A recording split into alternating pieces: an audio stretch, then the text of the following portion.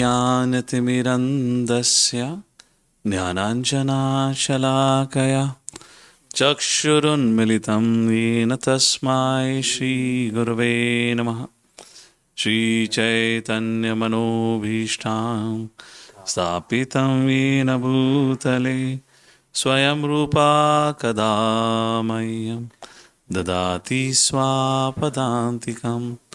वन्देऽहं श्रीगुरु श्रीयुतापदकमलं श्रीगुरून् वैष्णवांश्च श्रीरूपं साग्रजातां सहगणा रघुनाथान्वितं तं सजीवं साद्वैतं सावधूतं परिजनासहितं श्रीकृष्णचैतन्यदेवं श्रीराधाकृष्णपादान् सहगणा ललिता श्रीविशाखान्वितांश्च नमो विष्णुपादाय कृष्णपृष्ठाय भूतले श्रीमते भक्तिवेदान्तस्वामिनिति नामिने।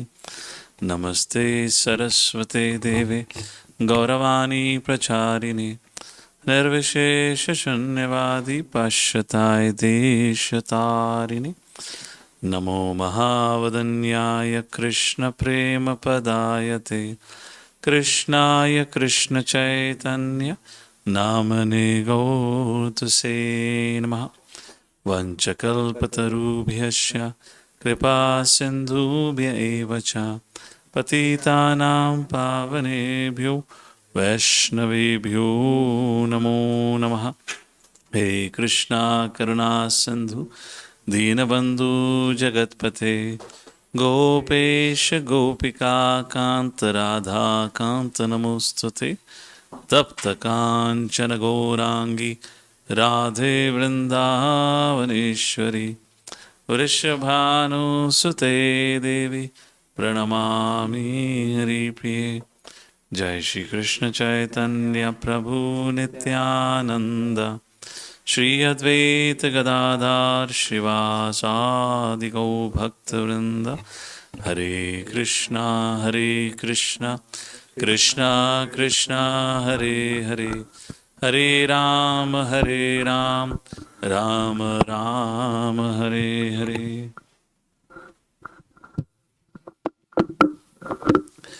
नाना शास्त्र विचारैक निपुनो सधर्म संस्थापकौ लोकानामितकारिणो त्रिभुवने मान्यो शरण्याकरो राधा कृष्ण पदारविंद भजना नंदेन मत्तालिकयो वंदे रूप सनातनो रघुजुगो श्रीजीव गोपालको वंदे रूप सनातनो रघुजुगो श्रीजीव गोपालको।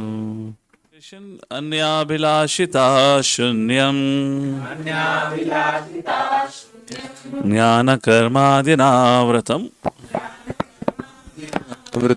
अनुकूल्येन कृष्णानु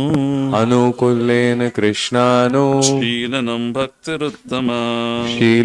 भक्तिरुत्तम सर्वपादि विनिर्मुक्तम् तत्परत्वेन निर्मलम् ऋषिकेन ऋषिकेश सेवनं भक्तिरुच्यते। अतः श्रीकृष्ण नामादि न भवेत् ग्राह्यमिन्द्रिये सेवन्मुखे हि जिह्वादौ स्वयमेवास्फुरति यदः अनासक्तस्य विषयान् यथारम् उपयुञ्जतः निर्बन्ध कृष्ण संबंधे युक्तं वैराग्यमुच्यते। हरे कृष्णा हरे कृष्णा कृष्णा हरे कृष्णा कृष्ण कृष्णा हरे हरे कृष्णा कृष्णा हरे हरे हरे राम हरे राम हरे राम राम राम हरे हरे। राम राम हरे हरे। सो कितने भक्तों को ये 4 श्लोक याद हो चुके हैं कंठस्थ? किन किन को हो गए हैं 4 श्लोक ये? ओके, हमारे ऑनलाइन भक्त कितने भक्त हैं जिनको ये 4 श्लोक कंठस्थ हो चुके हैं? कारण इसलिए क्योंकि अगले सत्र से मैं नए 4 श्लोक इंट्रोड्यूस करूंगा, तो आपका सिलेबस डबल हो जाएगा श्लोक याद करने का। तो अगले हफ्ते तक ये 4 श्लोक कंठस्थ कर लेना। अब इतनी बार रिसाइट करा अभी तो दिमाग में शायद। हाँ नहीं, हमने कहा था ना उस दिन, एक we had also done the discussion कि श्लोक को कैसे याद करना है। It's very simple, just repeat it करके। ठीक है, अगली बार जब मैं 4 नए श्लोक इंट्रोड्यूस करता हूँ ना उसके लिए करता हूँ। ऑलराइट, तो आपको 4 नए स्लाइड में से एक श्लोक याद हो जाएगा। ओके, हरे कृष्णा। सो आज लेसन 10 है। प्रेजेंटेशन पे ध्यान मत दीजिएगा, दैट्स ओके। तो थोड़ा रिकैप करते हैं। पहले हमने पिछले सत्र में क्या चर्चा करी थी। तो चैप्टर 3 आप अपनी किताब में जाइए। It's better if we become familiar with it. Eligibility of the candidate for accepting devotional service, उस विषय के ऊपर हम विस्तार से चर्चा कर चुके हैं। उसके बाद यहाँ पर दूसरा विषय जो इस चैप्टर के अंदर आता है वो आता है 3 प्रकार के भक्त। ये 3 प्रकार के जो भक्त हैं उनका विभाजन श्रील रूप गोस्वामी किस बेसिस पे करते हैं, कौन जानता है? हाथ खड़ा करें। 3 प्रकार के भक्त जो बताए गए हैं उनका विभाजन किस बेसिस पे किया गया है? ज्ञान, शास्त्र ज्ञान और श्रद्धा, फेथ। श्रद्धा कैसे आती है? श्रद्धा कैसे आती है? श्रद्धा ज्ञान से आती है। जितना आपका ज्ञान होगा, शास्त्र ज्ञान होगा, उतनी श्रद्धा आएगी। इसलिए कनिष्ठ अधिकारी के बारे में जब चर्चा होती है, क्योंकि उसका शास्त्र का ज्ञान बड़ा कम है, शास्त्र पढ़ने की इच्छा नहीं, पढ़ना नहीं चाहते इत्यादि जो भी अनेक कारण हैं, इसलिए उसकी श्रद्धा भी कोमल है। मध्यम अधिकारी शास्त्र ज्ञान में पूर्ण रूप से निपुण नहीं है, पर अच्छी तरीके से पढ़े लिखे हैं शास्त्र में, तो श्रद्धा भी बड़ी स्ट्रांग, कठोर कहेंगे तो वट एवर, स्ट्रांग, दृढ़, करेक्ट, दृढ़ श्रद्धा है।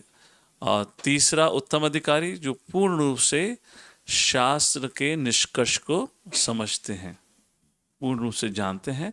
उस प्रकार उनका ये श्रद्धा ऐसी कि कोई भी उनकी अगर उनके संग में आए तो अपनी श्रद्धा खो दे, वो उत्तम अधिकारी है। उसको अपनी श्रद्धा पे डाउट होने लगेगा क्या है। सो करेक्ट, इस प्रकार से हमने इन कनिष्ठ, मध्यमा, उत्तम अधिकारी के बारे में चर्चा करी थी। क्योंकि बहुत महत्वपूर्ण विषय है तो थोड़ा और इसके ऊपर चर्चा करते हैं। आप में से कोई कनिष्ठा की किसी क्वालिटी के बारे में या जो क्वालिटी आपको याद है, और दूसरा कनिष्ठ से मध्यमा अधिकारी की जो जर्नी है वो कैसे, कनिष्ठ अधिकारी मध्यम अधिकारी कैसे बनता है, ये दूसरा प्रश्न है। सबसे पहले कनिष्ठ अधिकारी की कुछ और लक्षण, क्वालिटीज अगर बताना चाहेंगे जो हमने चर्चा करी थी। हरीश नारद प्रभु, प्लीज गो अहेड। हरे कृष्ण प्रभु, दंडवत प्रणाम। धन्यवाद। कनिष्ठ अधिकारी में हमने चर्चा की थी प्रभु, जैसे आपने बताया कि कनिष्ठ अधिकारी की श्रद्धा जो होती है वो कोमल होती है, आध्यात्मिक ज्ञान कम होता है कंपेयर टू मध्यम अधिकारी। ये तो यस, व्हाट एल्स, हमने बहुत सारी चीजें डिस्कस करी थी कनिष्ठ अधिकारी के बारे में। या जैसे भगवान में विश्वास तो रखता है लेकिन इतनी श्रद्धा नहीं होती है, मतलब he believes in God but doesn't have much of faith. Pious materialist. Pious materialist. He is also known as pious materialist. जैसे कल He visits where जो एक उदाहरण के रूप में, जैसे हमारा कल प्रोग्राम था यहाँ पर, we need to mute disturbance. So जैसे कल प्रोग्राम था तो काफ़ी लोग आए थे। मेन उनका जो आकर्षण या जो फीडबैक अगर आप लोगों ने सुना हो तो बड़ा अच्छा लगा। क्या अच्छा लगा? अंत का जो फाइनल फेस लेग था प्रोग्राम का, पर्टिकुलरली भगवान के दर्शन इत्यादि। तो देखा जाए तो भगवान के प्रति आकर्षण रहता है काफ़ी लोगों का। तो मैं ऐसे ही कुछ लोगों से जब मैं मिल रहा था तो मैंने उनको कहा कि बहुत अच्छी बात है, आपको बड़ा अच्छा लगा आने के बाद, तो आइए आप प्रोग्राम अटेंड कर सकते हैं। तो जैसे ही एजुकेशन की बात करो तो थोड़े सक पक आ जाते हैं। हाँ हाँ हाँ, स्वामी जी बहुत अच्छा बहुत अच्छा बहुत अच्छा लगा, हम चलते हैं मिलते हैं। So, when it comes to education, so they just don't want to accept education. वो उनको लगता है कि हमें या तो सब ज्ञान है या हमें और अधिक ज्ञान प्राप्त करने की आवश्यक नहीं है, जैसे भी हमारा जीवन चल रहा है ठीक ठाक चल रहा है इत्यादि। अलग अलग प्रकार की उनकी मान्यताएं होती हैं। दूसरी चीज़ मैंने नोट करी है, एक भक्तों में श्रद्धा नहीं होती है ना। वो कहेंगे नहीं हम अपने आप पढ़ लेंगे, पर हम किसी से सुनेंगे नहीं।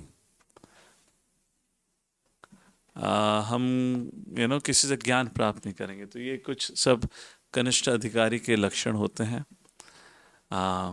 उसमें कुछ कनिष्ठ अधिकारी होते हैं जो रूल्स रेगुलेशन के प्रति बड़े ही दृढ़ होते हैं। ऐसा करना है तो वैसा ही करना है, परंतु उसका तात्पर्य क्या है, उस नियम का मतलब क्या है, वो नहीं समझते। जैसे कि स्मार्थ ब्राह्मणस, रूल्स रेगुलेशन, पर उसका मतलब क्या है, भगवान को प्रसन्न करना, वो चीज़ को नहीं समझ पाते। वैष्णव सेवा करना, वो चीज़ को समझ नहीं पाते। भक्ति मार्ग में अगर मैं आप लोगों से एक प्रश्न पूछूं, let me ask this way, हम भक्ति मार्ग का पालन कर रहे हैं तो कहा जाता है हम भौतिक इच्छा से अध्यात्म इच्छा या भौतिक जगत से अध्यात्म जगत की हमारी जर्नी है। हमारे अंदर बदलाव आता है। किस प्रकार का बदलाव या कौन सा एक बदलाव हमारे अंदर लाना आवश्यक है ताकि भक्ति के मार्ग में हम आगे बढ़ सकें और दृढ़ हो सकें। What change we need to bring in? Not theoretically only, but factually. Is my question clear a little bit?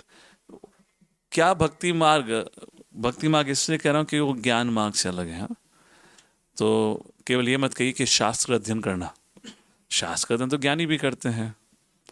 क्या ऐसा चीज करना, क्या ऐसा हमें हमारे अंदर बदलाव लाना। आप कहेंगे पूजा पाठ, वो तो कर्मयोगी भी करते हैं। ध्यान करना, वो तो अष्टांग योगी भी करते हैं। ऐसा क्या है भक्ति योगी के अंदर या भक्ति मार्ग के अंदर जो हमें अपने अंदर पैदा करना है, लाना है, जो हमें भक्ति मार्ग के अंदर आगे बढ़ने के लिए प्रेरणा देता है, या एक प्रकार से that's a way of making progress. हमें वो बदलाव अपने अंदर लाना है। क्या है वो? Let's go ahead, Kaushal pro, mike one by one. Hari bol, do the other way around. Keep the cable mic ahead, cordless behind. Oh, अच्छा वहाँ उनके लिए था। ठीक है। faith in Guru and Shastra. Faith उस ज्ञानियों का भी होता है। गुरु शास्त्र के अंदर ऑल राइट, उनको अपने गुरु और साधु के अंदर, शास्त्र के अंदर श्रद्धा है। पर्टिकुलर ऑफ भक्ति योगा, अशोक प्रभु, यू हैव समथिंग? माता जी को है वो ऑन है ना? भगवान की प्रसन्नता के लिए सारे कार्य करना, और भगवान की प्रसन्नता के लिए सारे कार्य करना, बहुत अच्छी बात। और क्या? और भक्तों को भी, हाँ गो अहेड। भक्तों के लिए प्रसन्नता के हिसाब से भी। तो भक्तों को प्रसन्न करना, भगवान को प्रसन्न करना, वेरी नाइस। यस रामकृष्ण प्रभु। ऑलमोस्ट सेम, भगवान की और भक्तों की सेवा करना प्रेम से। सेवा, सेवा भी नहीं, प्रेम से, वो भी नहीं, और एटीट्यूड, सर्विस, एटीट्यूड। इसलिए Prabhupada nectar of instruction Upadeshamrita के प्रीफेस में लिखते हैं, the success in Krishna conscious depends on the attitude of the follower. अब एटीट्यूड की कई परिभाषा हो सकती है। एक, सेवा भाव, सेवा करने के लिए इच्छुक होना। और बड़ी सरल सी बात अगर आप देखें, जब हम शुरुआत में आते हैं या भक्ति के मार्ग से जुड़ते हैं तो ज़्यादातर सेवा भाव नहीं होता, क्योंकि हम उस प्रकार उस समाज से आए हैं जहाँ पे हम हर चीज़ के लिए पूछते हैं मेरा क्या, मेरे लिए क्या। We come from the society जहाँ पे आभार प्रकट करना नहीं आता, लोग हमेशा सेल्फिश, मीन माइंडेड रहते हैं। और अब हम इस समाज में आते हैं, भक्ति मार्ग या भक्त संघ में आते हैं, जहाँ पर हमें अब पैदा करना है अपने अंदर सेवा भाव, service attitude. This is a journey, you know. आगे चर्चा करेंगे जब मुक्ति के बारे में विस्तार से चौथे अध्याय में चर्चा आएगी।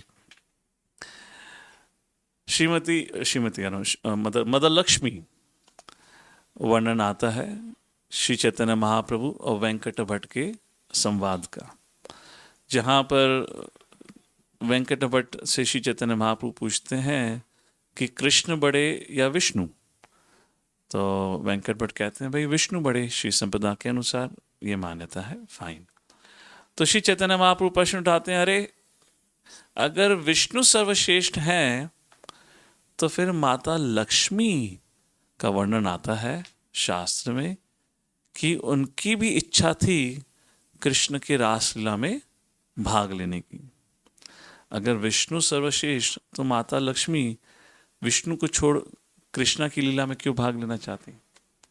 तो फिर वेंकट भट्ट कहते हैं प्रभु ये सब्जेक्ट मेरे स्तर के ऊपर का है, ये आप ही जवाब दीजिए, ऐसा क्यों, मुझे नहीं पता इस बारे में। तो फिर श्री चैतन्य महाप्रभु जवाब देते हैं, उसका जवाब का वर्णन मैं आगे करूंगा, परंतु संक्षिप्त में माता लक्ष्मी कभी भी भगवान श्री कृष्ण की रासलीला में भाग नहीं ले पाती। क्यों नहीं भाग ले पाती? कौन कारण जानता है? शुभम प्रभु। जी, जो सेवा करने का भाव या रस बोलते हैं आचार्य उनको, तो उनका जो सेवा का भगवान के प्रति है भाव वो बहुत अलग है। वो ऐश्वर्य भाव में भक्ति करते हैं, गोपियों का उनसे काफी अलग है जो मूड है वृंदावन के करेक्ट, devotees। मोटा मोटा सही बात है। तो माता लक्ष्मी भी सेवा करती हैं, ऐसे नहीं वैकुंठ में वो सेवा नहीं करती भगवान की, पर जो व्रज की सेवा है और वहां पे दासानुदास सेवा है, माता लक्ष्मी विष्णु की डायरेक्ट सेवा करती हैं। अब अगर उनको व्रज भक्ति प्राप्त करनी है, व्रज में जाना है, तो सबसे पहले गोपी के घर में जन्म लेना पड़ेगा, गाय के गोबर को उठाकर दीवार पे पोतना पड़ेगा, झाड़ू पोछा लगाना पड़ेगा, ये तो व्रज है ना, सब करना पड़ेगा, रसोई में भी काम करना पड़ेगा। सोचो माता लक्ष्मी ये सब करेंगी क्या? That's not possible. इसलिए माता लक्ष्मी को उस प्रकार व्रज भक्ति प्राप्त नहीं हुई। तो service attitude is what is the most important thing in our progressive life of भक्ति। जैसे जैसे हम भक्ति में प्रगति कर रहे हैं, कई बार लोग पूछते हैं मुझे कैसा पता चलेगा मैं भक्ति में आगे बढ़ रहा हूँ? अगर स्व इच्छा हमारे अंदर, मन के अंदर ऐसी इच्छा जागृत हो रही है कि हम भगवान की और भक्तों की अधिक से अधिक सेवा करें। What is in for me, वो आई फैक्टर की जगह मैं आपके लिए क्या कर सकता हूँ, अगर वो बदलाव आना शुरू हो गया है, हो रहा है और वैसा ही चल रहा है, that means we are progressive, क्योंकि फिर हमें दूसरों की सेवा करने में अब आनंद मिल रहा है। एक कनिष्ठ या एक ये कंडीशन लिविंग एंटिटी के लिए सेवा प्राप्त करने में आनंद आता है, और जैसे जैसे वैष्णव आगे बढ़ते हैं उनको सेवा लेने में सबसे ज़्यादा दुख एहसास होता है। जैसे वरदराज स्वामी, तो उनके भक्त, क्या नाम था, कुरेश, राइट? नहीं, नॉट कुरेश, कांचीपूर्ण आई बिलीव। उनसे वरदराज जी से बात किया करते थे। आपके कांचीपुरम में वरदा जी का बहुत प्राचीन, बहुत खूबसूरत मंदिर है, तो उनसे बात किया करते थे और गांव के सभी लोग आकर अपनी इच्छा को कांचीपूर्णा के सामने रखते थे। कांचीपूर्णा वरदा जी से पूछते थे, उनका जवाब बाकी लोग को देते थे कि वरदा जी ने ये जवाब दिया है। तो एक दिन एक भक्त आके पूछता है कि पूछे वरदा जी से, क्या मैं इस जीवन के बाद भगवान के धाम जा सकूंगा? भक्त था भगवान का, तो वरदराज जी से पूछते हैं कांचीपूर्णा जी, और वरदराज जी कहते हैं हाँ वो आएगा। तो वरदास जी के मन में भी प्रश्न उठा, कभी पहले प्रश्न पूछा नहीं था, आज प्रश्न उठा, मेरा क्या, है ना। सोचो आप किसी एस्ट्रोलॉजर के, अपने दोस्त के साथ एस्ट्रोलॉजर के पास जाओ और आपका दोस्त एस्ट्रोलॉजर को हाथ दिखाता है, कहते अरे अरे अरे आपका भाग्य खुलने वाला है, बड़ा ही भविष्य बड़ा ही उज्जवल है। तो मन में लगे ना मैं भी जरा हाथ खिसका दूं, बहती गंगा में हाथ धो लूं, हिंदी में कहते हैं ना, तो मैं भी पूछ लूं भाई मेरा क्या होगा। तो उन्होंने पूछ लिया वरदराज जी से कि मेरा क्या होगा। वरदराज ने कहा भाई तुम तो यहीं रहोगे। बोले मैं यहाँ रहूंगा मतलब क्या है, मतलब I am the mediator, not mediator, I am the middle man, मेरा आपके संग इतना नज़दीकी संबंध है कि आप मुझसे डायरेक्ट बात करते हो और लोग आके मुझसे प्रश्न पूछते हैं कि मैं आपसे प्रश्न पूछूं, तो जो मुझ पर निर्भर है वो तो भगवान के पास जा रहा है और मैं जो आपकी डायरेक्ट सेवा करने में लगा हूं उसको यही भौतिक जगत में रहना पड़ेगा। तो वरदास जी ने कहा हाँ जी भाई तुम्हें यही रहना पड़ेगा। तो काशी मुंडा ने पूछा अब तुम बिजनेस की बात करो, साफ साफ बताओ मैं कैसे आ सकता हूँ। तो वरदास जी ने कहा कि भाई आप आ सकते हो तभी जब आपने वैष्णव सेवा करी है। अगले दिन ही काची पूर्णा अपना बैग पैक करके निकल गए। आपकी सेवा का फायदा ही क्या, आपकी सेवा का फायदा ही, of course that's not the mood, but the point is प्रभु अगर ऐसी ही है मतलब क्या है, what is Varadaraj ji indicating, more than my service I am pleased when you serve my devotee. Padma Purana में कृष्ण अर्जुन के बीच का जो संवाद आता है उसमें यही तो है, जब भगवान श्री कृष्ण अर्जुन को कहते हैं अर्जुन जो कहते हैं लोग, वो जो लोग कहते हैं कि मेरे भक्त हैं उनको मैं अपना भक्त नहीं मानता, जो लोग कहते हैं कि मेरे भक्तों के भक्त हैं उनको मैं अपना भक्त मानता हूँ। Same concept, that is this is भक्ति लाइफ, दिस नॉट अ ज्ञान मार्ग जहाँ पे व्यक्ति भगवान के संग डायरेक्ट संबंध जोड़ने का प्रयत्न करता है, या मायावाद जहाँ पे भगवान में मर्ज होना चाहता है, भगवान की पूजा करी जाती है वहाँ पर, हर मार्ग में भगवान की पूजा करी जाती है, पर अगर एक ही मार्ग है जहाँ भगवान या जहाँ पे जो फिलॉसफी में भक्तों को, भगवान के भक्तों को अधिक महिमा दी गई है वो है भक्ति मार्ग। हमने शायद चर्चा करी थी भागवतम अभी कुछ समय पहले, राइट, पहले स्कंद से भक्त बड़ा आया भगवान, remember that concept we discuss. भगवान श्री कृष्ण युद्ध लड़ने के बाद, मतलब कुरुक्षेत्र का युद्ध समाप्त होने के बाद जब वो हस्तिनापुर छोड़ के जाना चाहते थे तो युधिष्ठिर महाराज ने आज्ञा नहीं दी, और दूसरी बार जब बहुत समय हो चुका था तो उसके बाद वो अर्जुन को बोलते हैं कि युधिष्ठिर को समझाओ, बोलो कि मुझे आज्ञा दें। तो उस समय हमने प्रश्न उठाया था कि अरे सब जानते हैं, युधिष्ठिर भी जानते हैं, कुंती महारानी ऑलरेडी प्रेयर कर चुके हैं कि प्रभु परम नमस्य पुरुषम त्वाद्यम ईश्वरम प्रकृति परम, आप ही सर्वश्रेष्ठ हो। युधिष्ठिर की माँ भी जानती है, सब जानते हैं, और इससे पहले कृष्ण अर्जुन को भगवद गीता का ज्ञान भी दे चुके हैं, विराट रूप दिखा चुके हैं, सब कुछ हो चुका है। फिर भी भगवान जो भगवान हैं वो अपने भक्त की आज्ञा के ऊपर निर्भर हैं, जब तक मुझे भक्त आज्ञा नहीं देगा मैं नहीं जा सकता। So this is what is the little what you call as a confidential relationship between the Lord and the devotee. ये भक्ति का मार्ग है एक प्रकार से। So fine, this is संक्षिप्त में कनिष्ठा मध्यमा उत्तम अधिकारी के ऊपर चर्चा रही थी। कुछ पॉइंट शेयर करें मध्यमा के बारे में। कुछ श्रद्धा है, कहते हैं, और क्या था, शास्त्र में भी ज्ञान है, उसके अलावा क्या है मध्यम अधिकारी की quality? What is an additional point? Padmalochan Prabhu, अगर आपका हाथ मध्यम अधिकारी के बारे में उठा हुआ है तो। जी प्रभु, मध्यम अधिकारी का एक है कि मतलब इज मतलब for pure devotee do the service to pure devotee.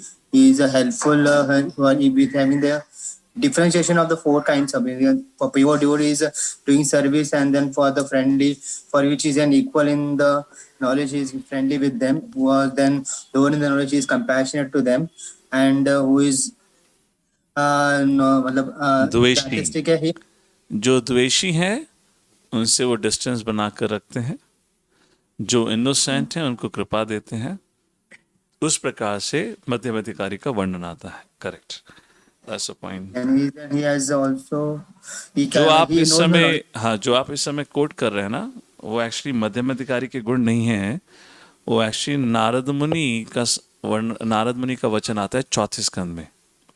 जो आप 4 प्रकार के लोगों के संग रिश्ते की बात कर रहे हैं ना, तो यहाँ पे मध्यम अधिकारी के उसमें 3 लोगों के संग चर्चा आती है। वरिष्ठों की सेवा, एक समान के जो भक्त होते हैं उनके संग फ्रेंडली रिलेशनशिप, और जो उनसे छोटे होते हैं मतलब in the younger in spiritual life, और या जो इनोसेंट लोग हैं उनके प्रति कंपैशन, और जो द्वेषील हैं भगवान से उनसे डिस्टेंस बना के रखना। फाइन, थैंक यू पद्मलोचन प्रभु। तो इस प्रकार की हमने चर्चा करी थी। फिर आगे अगर आप फिर भक्ति रसामृत सिंधु में दोबारा देखते हैं तो श्रील रूप गोस्वामी 4 प्रकार के कनिष्ठा अधिकारियों का वर्णन करते हैं। आर्थो, अर्थार्थी, जिज्ञासु एंड ज्ञानी। तो कनिष्ठ अधिकारी का जो ये वर्णन किया गया है एक चीज दर्शाता है, क्या है? ये जो 4 प्रकार के लोगों का वर्णन किया गया है, व्हाट इज दैट?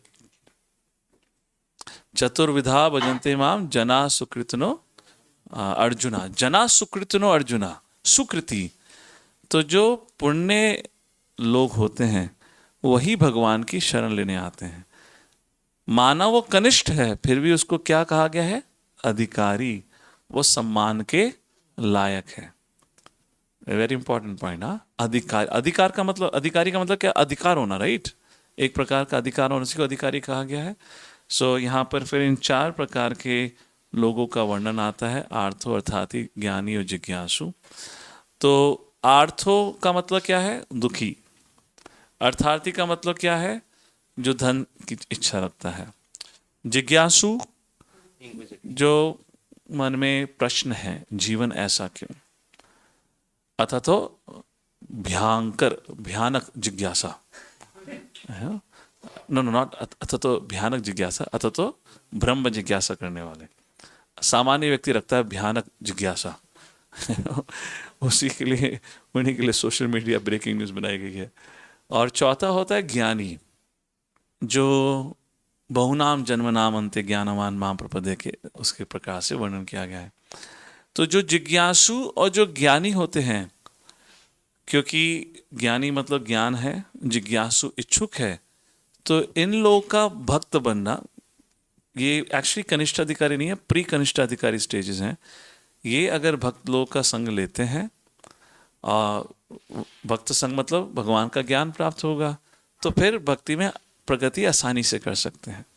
परंतु जो ये पहले 2 कैटेगरी के लोग हैं, आर्थो अर्थार्थी, जो दुखी होता है और जो पैसे की अभिलाषा रखने हेतु आता है, ये सब पायस लोग ऐसे कैटेगरी के भक्त नहीं बनते। क्यों भक्त नहीं बनते? अगर ये लोग भक्तों का संग अगर ढंग से ना लें और अगर शास्त्र का अध्ययन ढंग से ना करें, तो जैसे ही इनकी इच्छा पूर्ति होती है तुरंत चले जाते हैं। अगर आप प्रचार की सेवा जब करना शुरू करेंगे तो आपको इस प्रकार के बहुत उदाहरण मिलेंगे, जहाँ लोग आते हैं अपनी अनेक प्रकार की परेशानियों को लेकर, कुछ समय के बाद जब वो आना बंद हो जाते हैं तो समझ जाइए परेशानी हल हो गई है जिसलिए वो आए थे। I mean this is my experience of years doing this. परंतु अगर ये आर्थो अर्थार्थी व्यक्ति भी अगर भक्त संग ढंग से ले पाता है या भक्त संग में उसको रुचि आती है, तो वो फिर कनिष्ठ अधिकारी के लायक होता है और भक्ति में आगे बढ़ सकता है। तो इस प्रकार से यहाँ बात करी गई है, लाइक दिस। उसके बाद प्रभुपाद बात करते हैं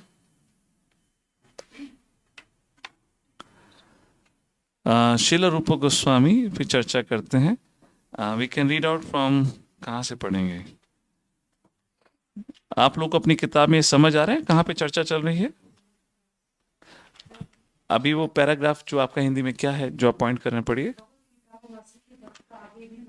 हाँ, वो तो हो गया। उसके आगे अगले पेज पे जाइए, जहाँ पे ये सेक्शन खत्म होता है 4 प्रकार के लोगों का। फिर वहाँ पे वर्णन आता है 3 प्रकार की खुशियाँ होती हैं, मेटीरियल, स्पिरिचुअल एंड डिवोशनल। मिल गया है? हिंदी में है, पढ़ना शुरू करिए, पढ़िए, वहाँ से पढ़ना शुरू करिए। जैसा कि पहले कहा जा चुका है, सुख 3 प्रकार का होता है, भौतिक, आध्यात्मिक तथा भक्ति में। जब तक मनुष्य भौतिकता से ग्रस्त रहता है तब तक भक्ति और इससे प्राप्त होने वाला सुख संभव नहीं है। चाहे भौतिक भोग की आकांक्षा हो या ब्रह्म से तदाकार होने की, ये दोनों ही भौतिक धारणाएं मानी जाती है। चूंकि मायावादी लोग भगवान की संगति एवं उनके साथ प्रेम विनिमय के आध्यात्मिक सुख को नहीं समझ पाते, इसीलिए वे चरम लक्ष्य के तौर पर ब्रह्म से तादात्म्य चाहते हैं। यह धारणा भौतिक विचार का ही विस्तार मात्र है। भौतिक जगत में हर व्यक्ति अपने संगियों या पड़ोसियों के बीच मुखिया बनने का प्रयत्न करता है। भौतिक विचारधारा के अंतर्गत हर व्यक्ति जाति, समाज या राष्ट्र की दृष्टि में अन्यों से बड़ा बनने की होड़ में लगा रहता है। बड़ा बनने की यह इच्छा बढ़कर असीम हो सकती है। तब वह स्वभावतः सर्वोच्च अर्थात परमेश्वर से एकाकार हो जाना चाहता है। यह भी भौतिक धारणा है, यद्यपि यह उससे कुछ बढ़कर है। पढ़िए, कंटिन्यू। किंतु जीवन की पूर्ण आध्यात्मिक धारणा अपनी स्वाभाविक स्थिति का परिपूर्ण ज्ञान है, जिसके होने पर मनुष्य भगवान की दिव्य प्रेमा भक्ति में युक्त होना जान लेता है। मनुष्य को यह जान लेना चाहिए कि वह सीमित है और भगवान अनंत है। इस तरह मनुष्य के चाहने पर भी भगवान के साथ तदाकार हो पाना संभव नहीं है। ऐसा तो संभव है भी नहीं। अतएव यदि किसी व्यक्ति में भौतिक या आध्यात्मिक दृष्टि से अधिक महत्वपूर्ण बनकर अपनी इंद्रियों को तुष्ट करने की आकांक्षा रहती है, तो वह भक्ति का असली मधुर स्वाद नहीं ले पाता। इसीलिए श्रील रूप गोस्वामी इन भुक्ति, भौतिकता तथा मुक्ति, मोक्ष के आकांक्षाओं के पाए जाने की तुलना पिशाचिनी के काले जादू से करते हैं, और ये दोनों ही कष्टप्रद है। भुक्ति का अर्थ है भौतिक भोग और मुक्ति का अर्थ है भौतिक चिंता से मुक्त होकर भगवान से तदाकार होना। इन आकांक्षाओं की तुलना भूत प्रेत तथा पिशाचिनियों द्वारा पीछे पड़ जाने से की जाती है, क्योंकि भौतिक भोग या भगवान से तदाकार होने की इच्छा के रहते हुए मनुष्य भक्ति का वास्तविक दिव्य स्वाद नहीं ले पाता। भूत या पिशाच से कंपेयर करा गया भुक्ति और मुक्ति की भावना को। तो जो पहले आर्थ और अर्थार्थी की हम चर्चा कर रहे थे, one more point about that. कौन लोग हैं जो पायस होने के बावजूद भी भक्ति में आगे नहीं बढ़ पाते या भक्ति छोड़ के चले जाते हैं? जो भोग, ऐश्वर्य, प्रसक्ता नाम, बहुत भुक्ति की भावना से जो बहुत पीड़ित होते हैं, बहुत ही सुख से जो बहुत आसक्त होते हैं, ऐसे लोग भक्ति के मार्ग में आगे नहीं बढ़ पाते, बढ़ना नहीं चाहते या हट जाते हैं मार्ग से। अब जब भुक्ति और मुक्ति की बात आती है, दोनों को कहा गया है भूत के अनुसार। मतलब क्या है? एक भूत क्या होता है? पीछे पड़ जाता है ना, you get possessed, possessed by a ghost. उस समय जब भूत आपके पीछे पड़ना या चढ़ जाता है, तो then you forget who you are, then you act as the ghost want to dominate. उसी प्रकार भुक्ति और मुक्ति को भूत से कंपेयर करा गया है। इसके वश में आकर व्यक्ति अपना जो ओरिजिनल पोजीशन है वो भूल जाता है, उसको समझ नहीं पाता। तो प्रश्न बनता है, भुक्ति और मुक्ति ये जो दोनों हैं, उसमें सरल कौन है या अधिक जटिल कौन है? मतलब किसको त्यागना आसान है और किसको त्यागना बहुत मुश्किल है? तो भुक्ति और मुक्ति में देखा जाए, भुक्ति के पीछे जो लोग पड़े हैं उनका भक्ति के मार्ग में आना फिर भी बहुत सरल है, क्योंकि आपको इसलिए प्रभुपाद इससे पहले हैप्पीनेस की बात करते हैं, material happiness, spiritual happiness, devotional happiness. अगर देखा जाए तो भक्ति के मार्ग में किसी भी प्रकार के सुख को त्यागा नहीं गया है। सुख को एक it's like what should I से, let me put it in English, that'll be better. We are actually experiencing a purified happiness. हम भौतिक जीवन में we find happiness or we find joy in contaminated happiness. Contaminated, दूषित happiness मतलब शराब, नशा इत्यादि, जो एक एक्चुअली खुशी नहीं है, जो सिर्फ दुख है। कुछ समय के लिए हम अपना दुख भूल जाते हैं तो उसको लगता है हमारे लिए वो खुशी है। बट जो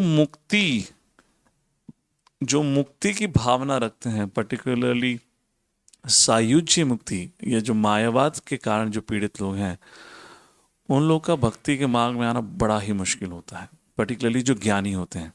तो जो कर्मी है वो भक्ति का मार्ग ले सकता है, भक्ति के मार्ग में आगे बढ़ सकता है, पर जो ज्ञानी, जो मायावत ज्ञान से जो ऑलरेडी जो पढ़ा लिखा है, उसका भक्ति के मार्ग में आना बड़ा बड़ा मुश्किल होता है।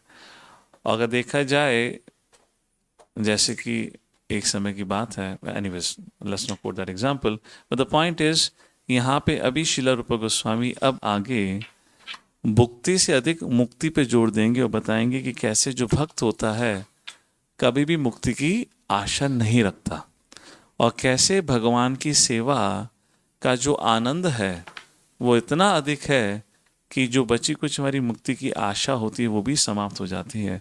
और कम से कम 25 श्लोक उसमें से अधिकतर श्रीमद् भागवतम, और उसके बाद नारद पंचरात्रा, शिव पुराण, ब्रह्मतंत्र, अलग अलग जगह से श्रील रूप गोस्वामी कोट करके बताते हैं कि कैसे, देखिए हर जगह शास्त्र में बताया हुआ है भक्ति की महिमा कैसी है। जो भक्ति करता है वो धीरे धीरे मुक्ति की इच्छा को भी छोड़ देता है। पहले शुरुआत में जब व्यक्ति आता है तो उसको मुक्ति का एक क्या कहते हैं, प्रलोभन, कैरेट दिया जाता है हमें कैरेट का आसान है प्रलोभन, बट धीरे धीरे जब आप आगे शास्त्र का अध्ययन करते हैं तो समझ आता है कि actually that is also not needed. जहाँ पर भी भक्त है, अगर भक्ति प्राप्त हो तो भक्त संतुष्ट रहता है। इसका मतलब ये नहीं कि अगर भगवान के धाम में जाने का मौका मिले तो भक्त नकार देता है। मतलब क्या है, जैसे भी स्थिति में भगवान रखना चाहेंगे हम उस स्थिति में संतुष्ट हैं। भगवान चाहते हैं वैकुंठ आ जाएं, गोलोक आ जाएं, फाइन। भगवान चाहते हैं यहाँ रह के सेवा करें, तो ये भक्त की दशा है। तो वो समझाने के लिए अब आगे का वर्णन उस प्रकार से रहेगा। So will go on the slide back. तो ये श्लोक है जो जिसके बारे में अभी पढ़ा था इस पैराग्राफ में।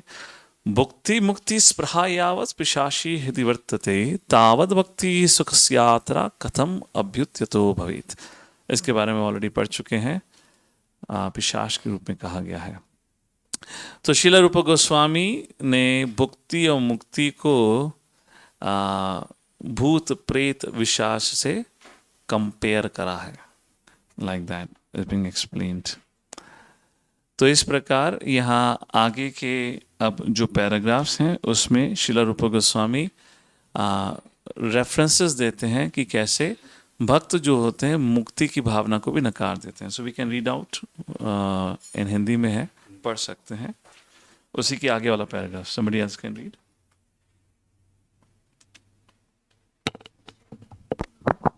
शुद्ध भक्त को मुक्ति की परवाह कभी नहीं रहती।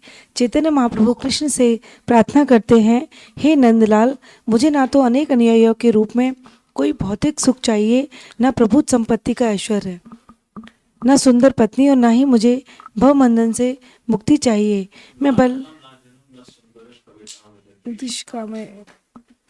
भले ही अनेक बार जन्म लूं, किंतु मेरी आपसे यही प्रार्थना है कि मेरी भक्ति आप में अविचल बनी रहे। शुद्ध भक्त का ध्यान भगवान की लीलाओं, उनके नाम, गुण, रूप आदि के यशोगान में इतना आकृष्ट रहता है कि वह मुक्ति की परवाह नहीं करता। श्री विल्वमंगल ठाकुर ने कहा है, हे प्रभु, यदि मैं आपकी भक्ति में लगा रहूं तो मुझे आपकी उपस्थिति का बड़ी आसानी से सर्वत्र आभास हो सकता है। और जहाँ तक मुक्ति की बात है, मेरे विचार से मुक्ति तो दोनों हाथ जोड़कर मेरी सेवा करने के लिए मेरे दरवाजे पर प्रतीक्षा करती है।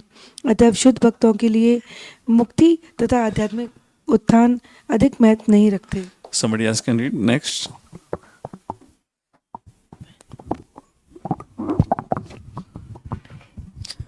इस संदर्भ में श्रीमद् भागवतम में 3.25.36 कपिल ने अपनी माता देवहूति को जो उपदेश दिया वह इस प्रकार है।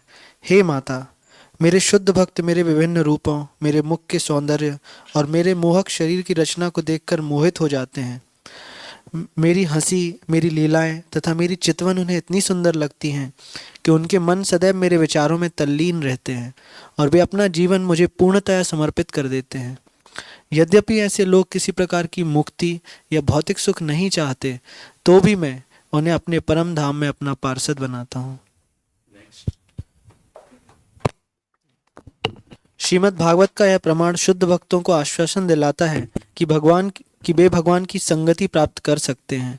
इस संबंध में श्रील रूप गोस्वामी की टिप्पणी है कि जो व्यक्ति श्री कृष्ण के चरण कमलों के सौंदर्य या उनकी भक्ति से वास्तव में आकृष्ट रहता है और इस प्रकार जिसका हृदय सदैव दिव्य आनंद से ओतप्रोत रहता है, वह कभी भी मायावादियों के लिए अति महत्वपूर्ण मुक्ति की कामना नहीं करता। Hare Krishna. Go ahead mothers. Next paragraph.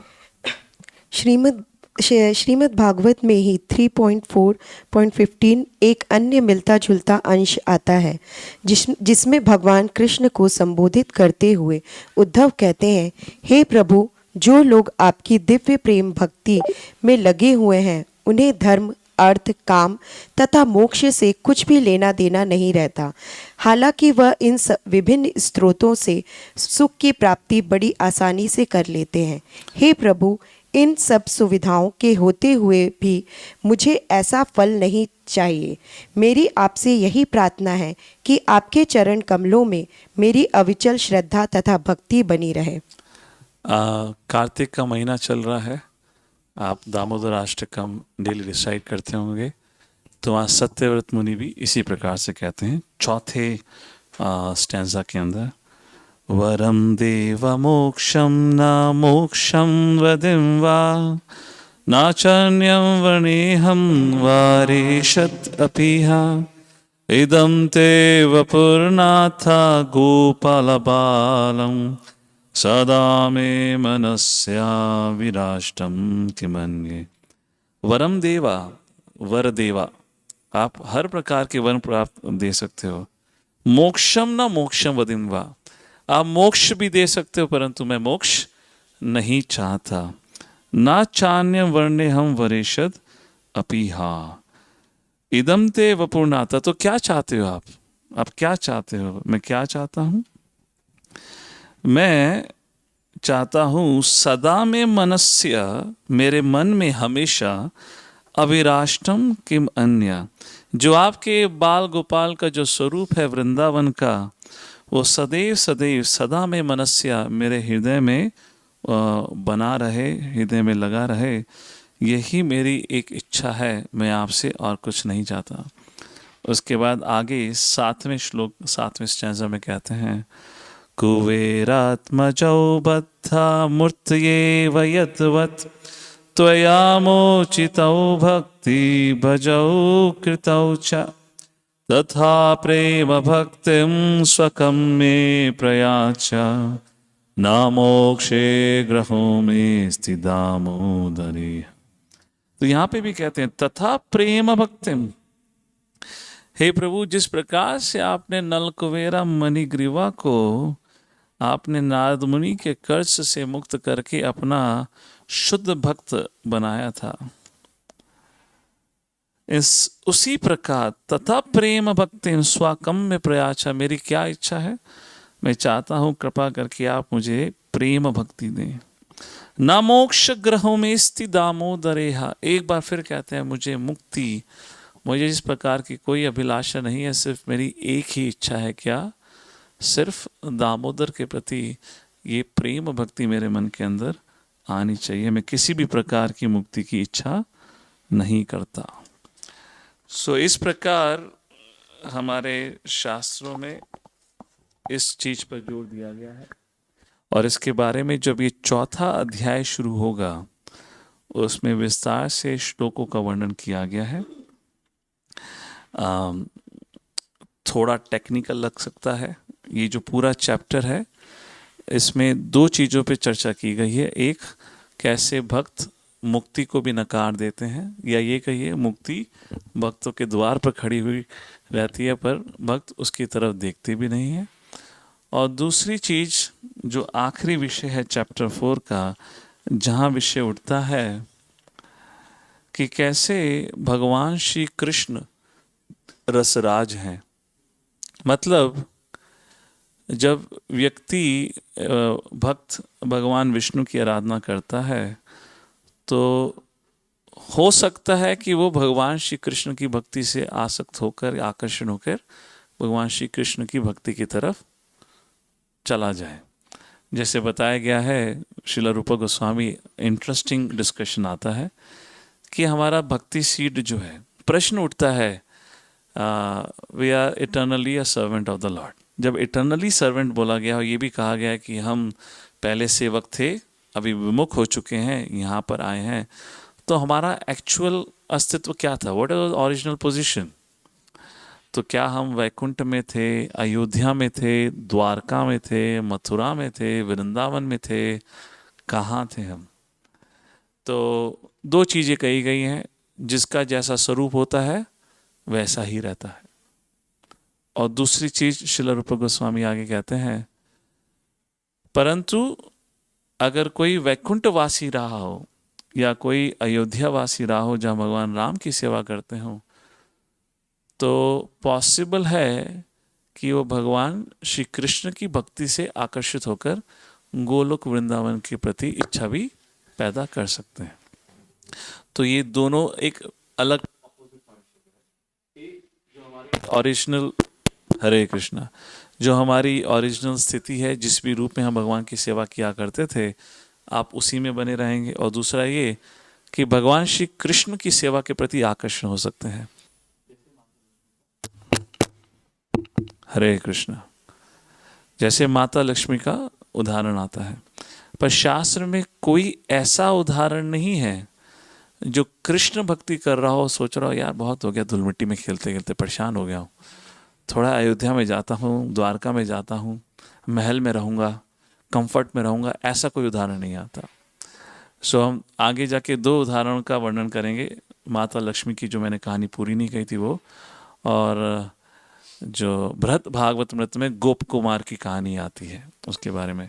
उससे पहले रस तत्व के बारे में बात करने से पहले थोड़ी टेक्निकलिटीज मुक्ति के बारे में, जो श्रील रूपा गोस्वामी अनेक अनेक श्लोक कोट करते हैं, उसको संक्षिप्त में देखते हैं। तो हरे कृष्णा। आप लोगों की थकी हुई शक्लों को देखकर मुझे लग रहा है मैं कुछ समय के लिए आपको टॉर्चर देने वाला हूँ। तो will read out shlokas now. ये हमने श्लोकास यहाँ पे नहीं है, श्लोक को बना के स्लाइड इसलिए बनाया है, is very good practice to get familiarize with shlokas. आप कुछ समय के उपरांत आप भक्ति शास्त्री कहलाएंगे, you know, I am a Bhakti Shastri degree holder. तो जब आप ऐसे कहलाएंगे तो फिर थोड़ा श्लोक में थोड़ा आनंद आना चाहिए ना। ऑल राइट, तो चलिए श्लोकों पे चलते हैं। उससे पहले तीसरे अध्याय को एक बार उसका जो समरी है वो देख लेते हैं। यहाँ तीसरे अध्याय में इन विषयों पे चर्चा की गई। Will take a look in the next slide. सबसे पहले eligibility, quick, what is the answer?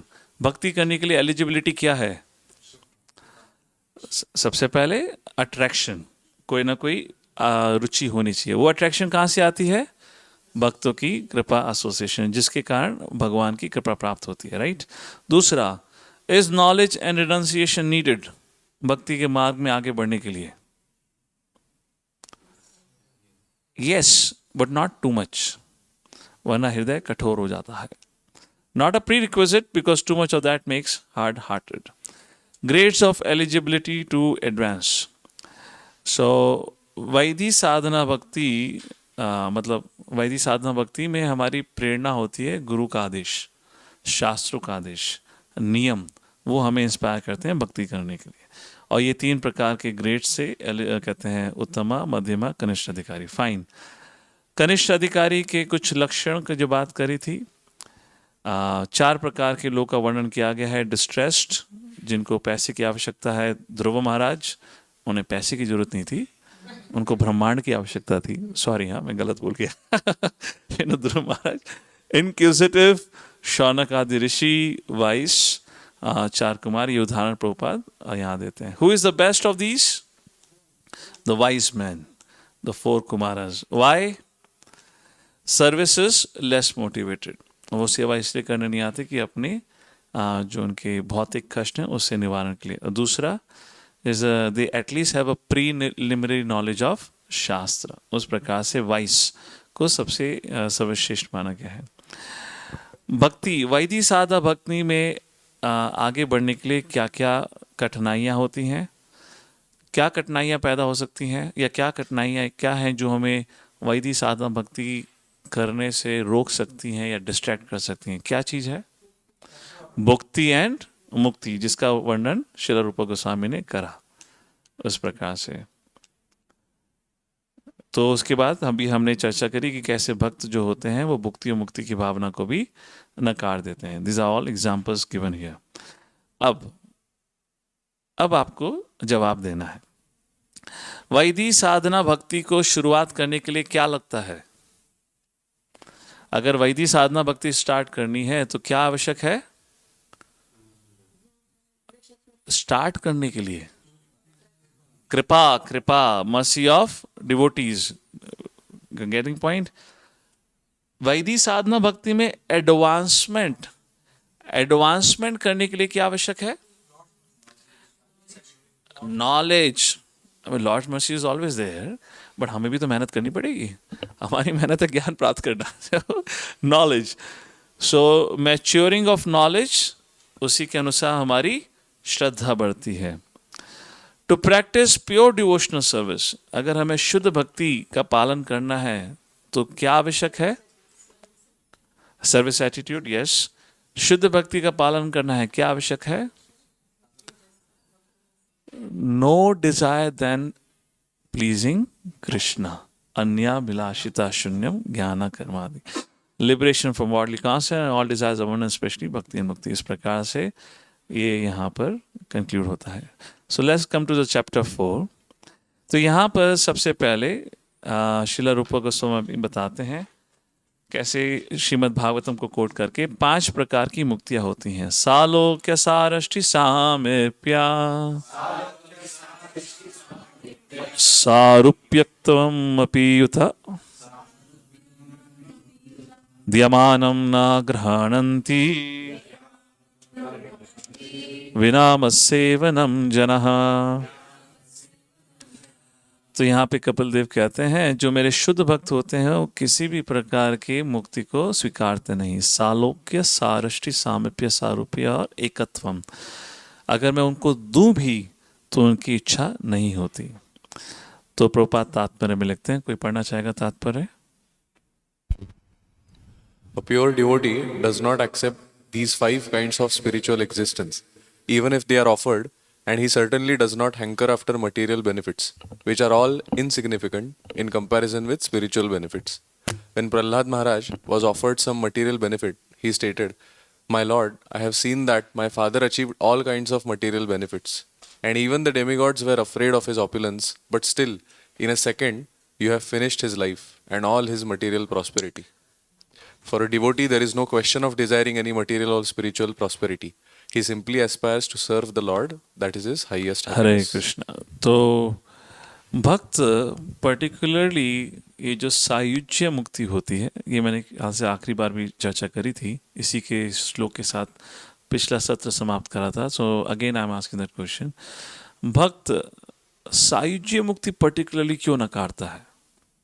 सायुज्य मुक्ति मतलब मर्ज हो जाना, become one with the lord. क्यों नकारता है? Yes mike, go ahead, one by one. 1 point हमने 3 पॉइंट्स का वर्णन करा था। No opportunity for service. Yes, सेवा कहाँ किसकी करोगे? जब आप भगवान के अंदर मर्ज हो गए तो किसकी सेवा करोगे? तो सेवा का रस नहीं है। दूसरा, 3 कारण। हरे कृष्णा, वो यहां से था। ओके ओके, हाँ, ये यस, देयर इज नो रसा, you know, you cannot relish the leelas of the Lord. मतलब there is no experience of that. और तीसरा, there is no realization of the Lord's beauty or Lord's fragrance and other things. उस प्रकार से जो यहाँ भगवान के संग संबंध बनाकर, जो भगवान के संग प्रेम में संबंध बना के जो आनंद मिलता है, वो सब आनंद नहीं होता। और भगवान को जो सेवा करके आनंद होता है वो सब नहीं है इस प्रकार। सो आप में से कुछ लोग सोच सकते हैं कि प्रभु जी इतना क्यों विस्तार से जाना है मुक्ति के विषय में? हमारी कोई अभिलाषा ही नहीं है, हमारी तो एक ही आशा है, भगवान की सेवा करना। सरल सी बात है ना, इतना क्यों कॉम्प्लिकेटेड बनाना है? बोल दिया, सुन लिया, मान लिया, सेवा करने की है। माता बोलेंगी कुकिंग बोलो क्या करने का है, प्रभु बोलेंगे मैनेजमेंट बोलो क्या करने का, हो गया ना काम। इतना क्यों कॉम्प्लिकेटेड बना रहे हो? सो दो चीज़ें हैं, एक तो समय का वर्णन, काल, जिस समय में श्रील रूप गोस्वामी ने शास्त्र लिखा था ऑलमोस्ट 500 अराउंड ईयर्स अगो, तो उस समय वैदिक संस्कृति थी और उसमें इस प्रकार के जो ये सब मार्ग थे, अलग अलग ज्ञान मार्ग, अष्टांग मार्ग, तो दिस संस्कृति, दैट कल्चर वाज देयर। तो बहुत सारे स्पिरिचुअलिस्ट हुआ करते थे जो इस प्रकार से मायावाद या ज्ञान मार्ग का पालन किया करते थे। अगर आप देखेंगे इवन श्रीला प्रभुपाद, शायद हमें आज तक प्रभुपाद की किताब पढ़ने से पहले किसी ने मायावाद का नाम सुना था? कभी भी नहीं। माया शायद सुना हो, 1990 में कोई एक मूवी बनी थी माया साहब, माया में मैडम समथिंग लाइक दैट, तो माया इधर उधर सुन लिया हो, राइट? मतलब Maya you might have heard of name somewhere. Okay, don't debate on the name of the movie.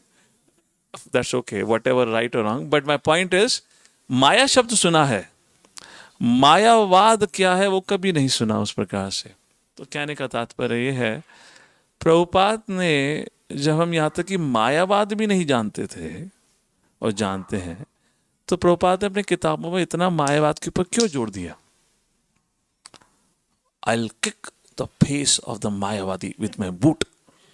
I mean, very heavy statement. Why Prabhupada would say like that? I mean, that's a part of his conversation. So, बताया जाता है ये जो tendencies हैं वो हम सब जीवों के अंदर हैं. These tendencies, the Mayavadi tendencies are there. और उस टेंडेंसी का खंडन करने के लिए, उसको ख़त्म करने के लिए, इसलिए शास्त्र का अध्ययन बहुत महत्वपूर्ण है। अगर किसी भी व्यक्ति को जानना है कि मायावाद क्या है, तो आपको मायावादी के ग्रंथों को पढ़ने की आवश्यकता नहीं है। आप श्रीला प्रभुपाद के ग्रंथ पढ़ेंगे तो आपको सही दृष्टिकोण मायावाद का क्या है वो पता चलेगा उस प्रकार से। तो जो जैसे एक और चीज़ कही गई है, the last snare in the life of a devotee is I am God, है ना? सबसे आखिरी जो एक स्नेयर, जो आज हमें शायद भौतिक स्थिति के कारण कभी भी उसका एहसास ना हो। The material condition is such, thanks to our manager in the office and maybe other situations, शायद इस चीज़ का एहसास ना हो, बट शास्त्र में कहा गया है कि ये जो एक भावना है कि मैं ही भगवान हूँ, वो बहुत तीव्र और वो हर एक व्यक्ति के हृदय में छुपी रहती है। तो इसलिए इस प्रकार इन सेक्शंस का अध्ययन करना आवश्यक है, क्योंकि जब अगर ये किसी प्रकार ये भावना हमारे अंदर आए तो हमारे पास शास्त्र के प्रमाण है कि ये गलत है। तो इसलिए इन चीज़ों का हम वर्णन करेंगे। All right, so let's start with the discussion. ये पहला श्लोक है जो प्रभुपाद चौथे अध्याय के उसमें कोट करते हैं। ये प्रतु महाराज के द्वारा बोला गया है। तो हम श्लोक यहाँ रिसाइट करेंगे और पढ़ेंगे यहाँ हिंदी का, क्योंकि वहाँ इंग्लिश का ट्रांसलेशन लिखा हुआ है। न कामयेनाथ तदपि अहम कवचन, न कामयेनाथ तदपि अहम क्वचिन्, न यत्र युष्मच्चरणाम्बुजास्वः, न यत्र युष्मच्चरणाम्बुजस्वः, महत्तमान्तर्हृदयान्मुखच्युतो, महत्तमान्तर्हृदयान्मुखच्युतो, विदस्व कर्णायुतमेष मे वरः। विदत्स्व कर्णायुतमेष मे वरः। प्लीज रीड द पहला पैराग्राफ पढ़िए किताब में से, हिंदी, वो इंग्लिश में वहाँ से नहीं पढ़िए। पहले पैराग्राफ में इसका तात्पर्य ट्रांसलेशन दिया हुआ है। भगवान की भक्ति में भक्त कितनी गंभीरता पूर्वक लिप्त रहता है, इसे महाराज पृथु आदिराज के उस कथन से समझा जा सकता है जो श्रीमद् भागवत में 4.20.24 प्राप्त है। वे भगवान से प्रार्थना करते हैं, हे प्रभु, यदि मुक्ति मिलने के बाद मुझे आपके उस यशोगान को सुनने का अवसर प्लीज हाईलाइट। हाँ, मुक्ति क्यों भक्त नकारता है? मुक्ति प्राप्त करके फायदे क्या जब मुझे आपकी लीलाओं का श्रवण नहीं प्राप्त होगा, मैं आपकी कथाएं नहीं सुन सकता जिसमें सबसे अधिक आनंद आता है, तो फायदा ही क्या ऐसी मुक्ति को प्राप्त करके? Go ahead.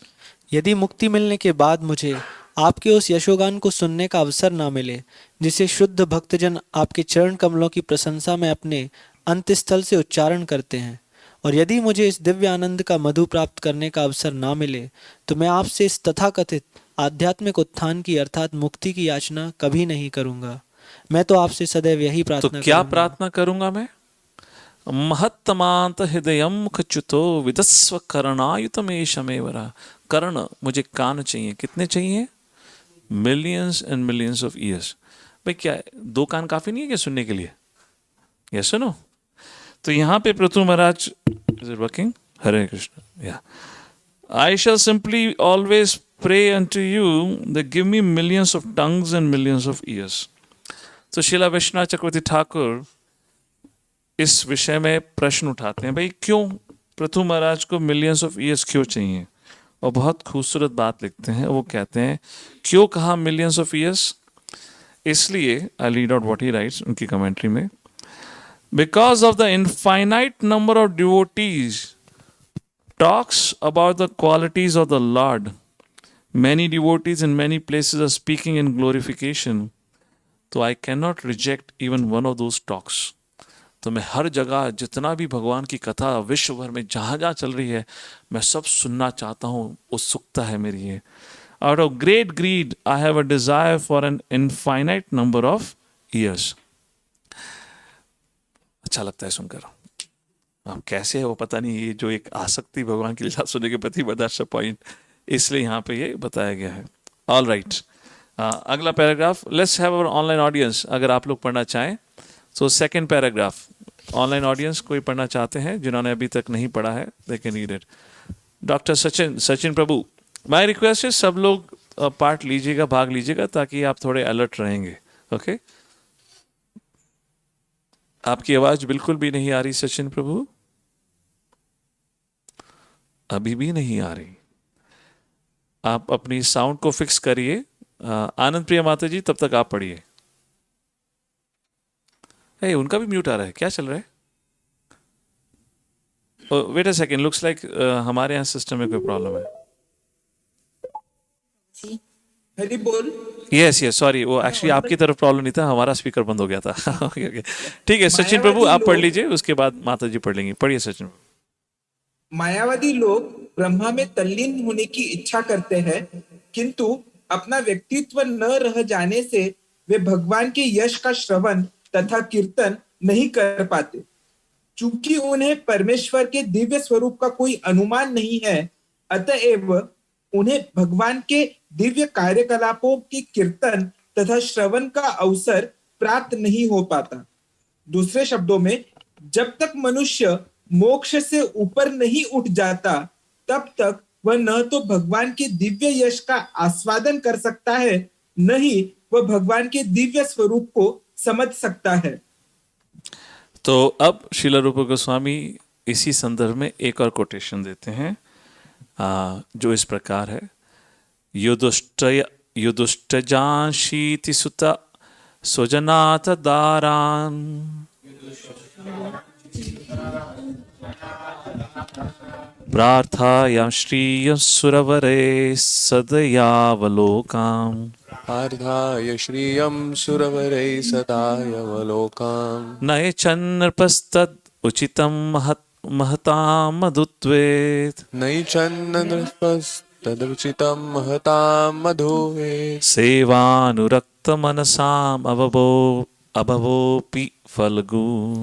सेवानुरक्तमनसाम् अभवोऽपि फल्गु। तो यहाँ पे सुखदेव गोस्वामी परीक्षित महा से चर्चा करते हैं भरत महाराज के रिनंसिएशन की, कि भरत महाराज जो ऋषभदेव के पुत्र थे, सब कुछ होने के बावजूद उनका एक पल भी, एक क्षण के लिए भी उनको अपने जो भौतिक सुख समृद्धि उनके पास थी उसके प्रति कोई आसक्ति नहीं थी। आनंद प्रिया माता जी आप तीसरा पैराग्राफ पढ़ सकते हैं, अनम्यूट करिए। हरे कृष्ण प्रभु जी, दंडवत प्रणाम। दंडवत प्रणाम माता जी। आवाज आ रही प्रभु जी? हाँ जी हाँ जी। ऐसा ही कथन श्रीमद् भागवतम में 5.14.44 में पाया जाता है। सुखदेव गोस्वामी महाराज परीक्षित को संबोधित करते हैं, महात्मा राजा भरत भगवान के चरण कमलों की सेवा में इतने लिप्त थे कि उन्होंने पृथ्वी पर अपने प्रभुत्व की तथा अपनी संतान, मित्र, समाज, राजसी ऐश्वर्य तथा सुंदर पत्नी के प्रति प्रेम को बड़ी आसानी से त्याग दिया। वे इतने भाग्यशाली थे कि लक्ष्मी जी ने उन्हें सभी प्रकार के भौतिक भोग प्रसन्नता पूर्वक पेश किए थे, किंतु उन्होंने इन भौतिक ऐश्वर्यों को कभी स्वीकार नहीं किया। सुखदेव गोस्वामी राजा भरत के इस आचरण की भूरी भूरी प्रशंसा करते हैं। वे कहते हैं, जिस व्यक्ति का हृदय भगवान मधुसूदन के दिव्य गुणों के प्रति आकृष्ट रहता है, वह उस मुक्ति की भी परवाह नहीं करता जिसकी कामना बड़े बड़े मुनि करते हैं। भौतिक ऐश्वर्य की तो बात ही नहीं उठती। और अब श्रील रूप गोस्वामी वृत्रासुर के द्वारा कही गई प्रार्थना को कोट करते हैं, जो बहुत ही खूबसूरत प्रार्थना है। न नाकपृष्ठं न च पारमेष्ठ्यं, नाकपृष्ठं न च पारमेष्ठ्यं, न सर्वभौमं न रसाधिपत्यं, न सार्वभौमं न रसाधिपत्यं, न योगसिद्धिरपुनर्भवं वा, न योगसिद्धिरपुनर्भवं वा, समञ्जसत्वा विरहैयकाङ्क्षे। समञ्जसत्वा विरहैयकाङ्क्षे। साध्य विलासिनी माता जी, अगला पैराग्राफ अनम्यूट करिए। अभिषेक में भी को-होस्ट। भागवत में 6.11.24 वृत्रासुर का ऐसा ही कथन है, जिसमें वे भगवान को संबोधित करते हुए कहता है, हे प्रभु, आपकी दिव्य भक्ति छोड़कर यदि मुझे ध्रुवलोक भी भेजा जाए या मुझे इस ब्रह्मांड के सारे लोगों का प्रभुत्व दे दिया जाए तो भी मुझे ग्राह्य नहीं। मैं ना तो योग सिद्धियों का इच्छुक हूँ, ना ही आध्यात्मिक उत्थान चाहता हूँ।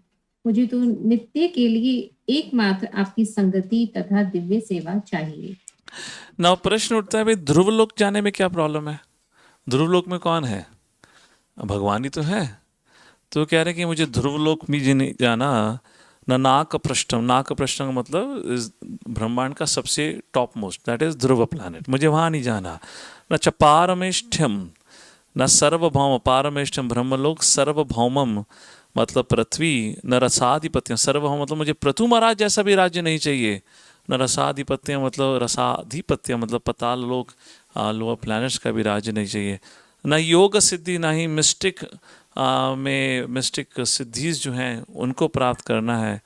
अपुनर्भवम वा समंजसत्वा विरहैय कांक्षते, अगर ये सब इसमें से कुछ भी अगर मुझे प्राप्त होता है आपकी सेवा को छोड़कर, अगर ये एक्सचेंज ऑफर है कि सेवा छोड़ दो और ये प्राप्त कर लो, तो मैं यहाँ तक कि ध्रुव प्लैनेट पे भी नहीं जाऊँगा। पृथु महाराज जैसा मुझे पृथ्वी का राजा भी नहीं बनना। उस प्रकार से वृत्रासुर, वृत्रासुर कौन थे? राक्षस, a demon you can call it, a दैत्य you wanna call it that way। और वो इस प्रकार से यहाँ प्रार्थना करते हैं। फिर आगे अब सुखदेव गोस्वामी छठे ही स्कंद से एक और बहुत खूबसूरत श्लोक कोट करते हैं, जो भगवान शिव पार्वती को कहते हैं और बताते हैं, नारायणा परा सर्वे, परा सर्वे, ना कुटश्चन भिप्यति, ना कुटश्चन बिभ्यति, स्वर्गापवर्ग नरकेषु, स्वर्गपवर्ग नरकेषु, अपि तुल्यार्थदर्शिनः, अपि तुल्यार्थदर्शिनः। तो भगवान शिव यहाँ पे बोलते हैं। कौन पढ़ेंगे अगला? पद्मलोचन प्रभु पढ़िए आगे अगला paragraph. I am in English. Can I read?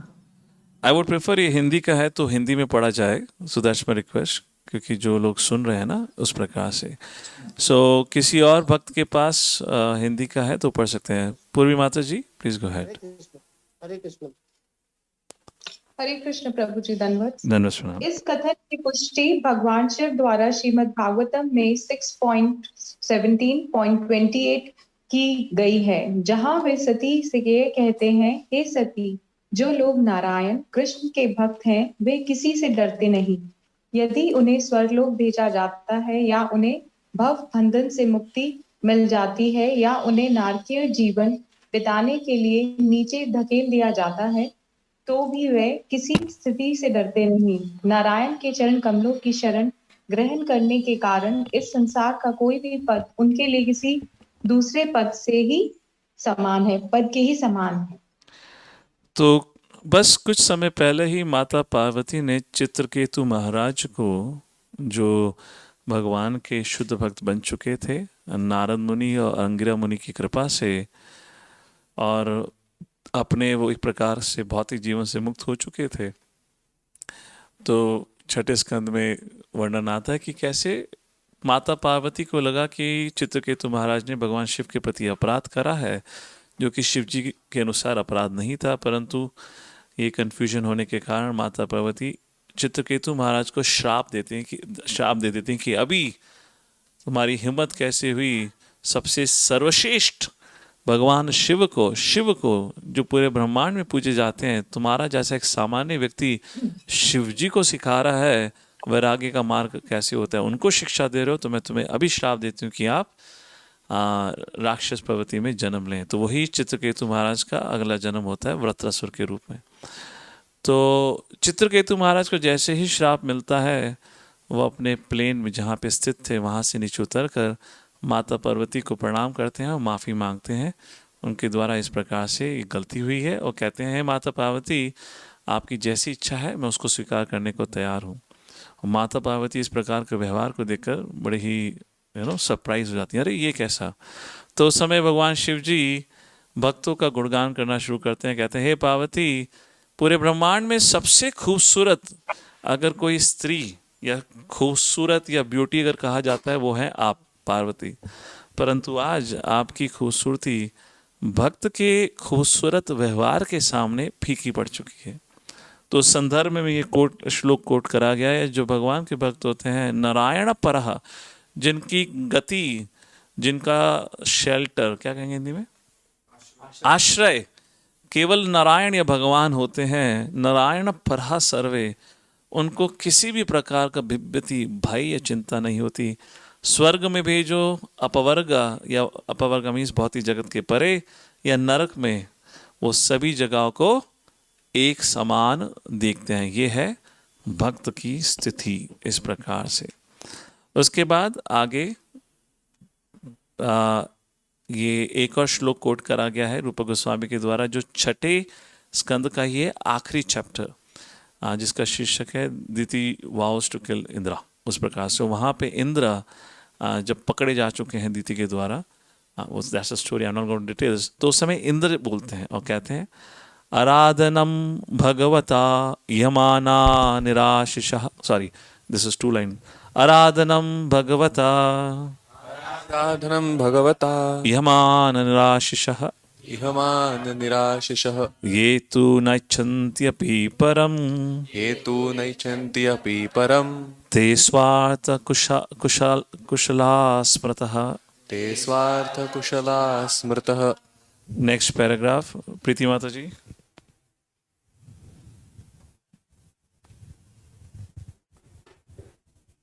Krishna प्रभु जी, दंडवत प्रणाम।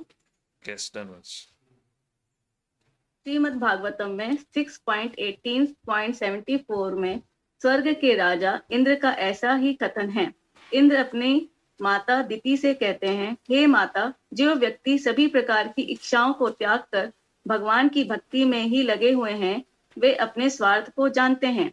ऐसे व्यक्ति वस्तुतः अपने स्वार्थों को पूरा करते हैं, स्वार्थ कुशल और जीवन की सिद्ध अवस्था तक पहुंचने में परम पटु माने जाते हैं।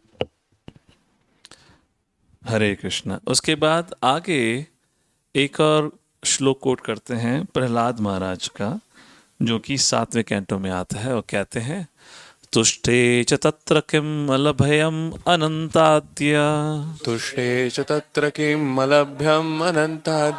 किम ते गुणा वैत्कराद इह ये स्वसिद्धः धर्माद्य किम अगुणेन च कांक्षितेन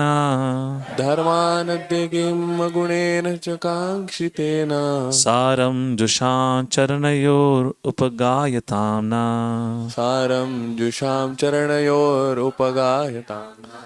प्रीति माता जी अगला पैराग्राफ भी पढ़िए। Go ahead, unmute yourself. Bhagavat में ही 7.6.25 में प्रहलाद महाराज कहते हैं, हे नास्तिक कुलों में उत्पन्न मेरे मित्रों, यदि तुम लोग भगवान कृष्ण को प्रसन्न कर सको तो इससे दुर्लभ इस संसार में अन्य कुछ भी नहीं है। दूसरे शब्दों में, यदि भगवान कृष्ण तुमसे प्रसन्न हो जाते हैं तो तुम लोगों के मन की कोई भी अभिलाषा निश्चित रूप से पूरी हो सकती है। ऐसी दशा में सकाम कर्मों के फलों द्वारा ऊपर उठने से क्या लाभ, जो प्रकृति के गुणों द्वारा स्वतः प्राप्त हो जाते हैं, और भव बंधन से मोक्ष प्राप्त करने से क्या लाभ। यदि तुम लोग परमेश्वर के यशोगान गुण कीर्तन में रत रहकर अपने चरण कमलों के अमृत का आस्वादन सदैव करते रहो तो इनमें से किसी की भी आवश्यकता नहीं रह जाती। प्रहलाद महाराज के इस कथन से स्पष्ट हो जाता है कि जो व्यक्ति भगवान के दिव्य यश के कीर्तन तथा श्रवण में रस लेता है, वह सारे भौतिक आशीर्वादों को पहले ही लांघ जाता है, जिसमें पवित्र सकाम कर्मों के फल, यज्ञ तथा भव बंधन से मोक्ष भी सम्मिलित है। हरे कृष्णा। तो इसी प्रकार लाइट लगाना 7वें स्कंद में अध्याय 8 श्लोक 42, जहाँ देवतागण भगवान ऋषिदेव की स्तुति करते हैं, वहां पर स्वर्ग का राजा इंद्र कहता है, हे परमेश्वर, हे असुर यज्ञ रूपी कर्मकांड में हमारे द्वारा भाग किए जाने की बातें करते हैं, किंतु आपने नृसिंहदेव के रूप में प्रकट होकर हमें महान संकट से बचा लिया है। वस्तुतः यज्ञों में हमारा भाग केवल आपके कारण ही है, क्योंकि आप समस्त यज्ञों के परम भोक्ता हैं। आप सभी जीवों के परमात्मा है, अतएव आप ही हर वस्तु के वास्तविक स्वामी हैं। हमारे हृदय कब से इस असुर हिरण्यकशिपु के भय से पूर्ण थे, किंतु आप हम पर दयालु है, क्योंकि आपने उसे मारकर हमारे हृदयों से भय को भगा दिया है और हमें अवसर प्रदान किया है कि उन हृदयों में हम आपको स्थापित करें। जो लोग आपकी प्रेमा भक्ति में रत है, उनके लिए असुरों द्वारा छीना गया ऐश्वर्य महत्वहीन है। भक्तगण मुक्ति तक की परवाह नहीं करते, फिर हम इस भौतिक ऐश्वर्य के लिए क्या कहा। वस्तुतः यज्ञों के फल से भोक्ता हम नहीं, हमारा एकमात्र कर्तव्य है कि हम आपकी सेवा में लगे रहे, क्योंकि आप ही हर वस्तु के भोक्ता है। कंटिन्यू प्रभु जी। ये आपके दोनों पैराग्राफ खत्म हो गए, राइट? अगला पैराग्राफ में 8वां कैंटो से नहीं, अभी ये बात। हाँ, पढ़िए आगे पढ़िए। प्रभुपाद आगे एक्सप्लेन कर रहे हैं। इंद्र के इस कथन का तात्पर्य यह है कि ब्रह्मा से लेकर नगण्य चींटी तक कोई भी जीव भौतिक ऐश्वर्य भोगने के लिए नहीं बना। वे सभी जीव तो अपनी हर वस्तु परम स्वामी भगवान को अर्पित करने के लिए आए हैं। ऐसा करने से वे स्वतः लाभान्वित होते हैं। शरीर के विभिन्न अंगों द्वारा खाद्य सामग्री एकत्र करके उसे पकाकर अंत में आमाशय को प्रदान करने का उदाहरण फिर से प्रस्तुत किया जा सकता है। आमाशय में पहुंचने के बाद इस भोजन से शरीर के सारे अंग समान रूप से लाभान्वित होते हैं। इसी प्रकार प्रत्येक व्यक्ति का कर्तव्य है कि वह परमेश्वर को तुष्ट करे, तत्पश्चात स्वतः सभी तुष्ट हो सकेंगे। हरे कृष्णा। तो 3-4 श्लोक और देखेंगे, उसके बाद will come to the last point. So अब 8वें स्कंद से कोट करते हैं, जहाँ पर कहा गया है, ये गजेंद्र की प्रेयर्स हैं। गजेंद्र कहते हैं, एकांतिनो यस्य न कश्चनार्थम, एकांतिनो यस्य न कश्चनार्थम, वसन्ति ये वै भगवत् प्रपन्ना, वसन्ति ये वै भगवत् प्रपन्ना, अति अद्भुतं तच्चरितं सुमंगलम्, अति अद्भुतं तच्चरितं सुमंगलम्, गायन्त आनंद समुद्रमग्ना, गायन्त आनंद समुद्रमग्नः। अगला पैराग्राफ कोई और पढ़ना चाहेंगे? ऑल राइट, हरीश नारद प्रभु पढ़िए। इसी भाव का एक श्लोक श्रीमद् भागवत में ही 8.9.20 आया है, जिसमें गजेंद्र कहता है, हे प्रभु, मुझे आपकी भक्ति से प्राप्त होने वाले दिव्य आनंद का कोई अनुभव नहीं, इसीलिए मैंने आपसे कृपा करने की भिक्षा मांगी। किंतु मैं जानता हूं कि जो शुद्ध भक्त है और जो महापुरुष के चरण कमलों की सेवा करके सारे भौतिक कामनाओं से मुक्त हो गए हैं, वे सदा ही दिव्य आनंद के सागर में मग्न रहते हैं। इसीलिए वे आपके शुभ गुणों का गान करके सदैव तुष्ट रहते हैं। उन्हें ना तो किसी वस्तु की आकांक्षा रहती है, ना मांगने की आवश्यकता पड़ती है। तो एक और श्लोक आगे कोट करते हैं 9वें स्कंद से अब सुखदेव गोस्वामी। आप लोग श्लोक पढ़ रहे हैं अलग अलग, fine, that's okay, but my question to all of you, उस समय जो ग्रंथ होते थे इस प्रकार किताबों के रूप में नहीं होते थे। दे वर रिटन ऑन, कहते हैं ट्री बार्क पे लिखा होता था। तो अगर आपको सोचिए, आपको ये प्रूव करना है कि भक्ति मुक्ति से बड़ी है, सर्वश्रेष्ठ है, तो सोचिए आप हर उस पेज को फ्लिप करके देख रहे हैं कहाँ से श्लोक भागवतम लिखा है जो कहता है भक्ति मुक्ति से बड़ी है। तो कभी ये रिसर्च वर्क खत्म हो पाएगा? 18,000 श्लोक हैं। इट जस्ट इंडिकेट्स कि जो हमारे गोस्वामी थे, इन लोगों ने सभी शास्त्र को कंठस्थ करा हुआ था। भगवद्गीता कंठस्थ करना फिर भी सरल है, और ये सरल है मतलब कंपैरिजन में। अपने को 2 श्लोक कंठस्थ ना हो बात अलग है, और फिर भी सरल है। भागवतम के 18,000 श्लोकों को कंठस्थ करना वेरी वेरी डिफिकल्ट, सपने में नहीं सोच सकते। अब यहाँ पे जो अलग अलग श्लोक कोट करे जाएंगे इसके बाद में आगे, रामायण से लेके इत्यादि, I mean how is it possible? देखिए, अगर आज आपको कुछ श्लोक कोट करना होता है या कुछ होता है तो आप वेदाबेस में जाके ढूंढ लेते हैं, हरि बोल हरे कृष्ण, सो आप वेदाबेस में ढूंढ लेते हैं। Otherwise Google the God always available, Google में लिख दो मस्त सेवा के जितने भी श्लोक हैं मिल ही जाते हैं, राइट? आपके पास ये कुछ भी उपलब्ध नहीं है तो अगर सोचो, सिंपल सी बात है, अगर आपको एक श्लोक याद आता है कि भगवद्गीता में है कहीं, और अब आपको भगवद्गीता के पेजेस को पलट पलट के खोजना है, क्या वो भी आसान है क्या?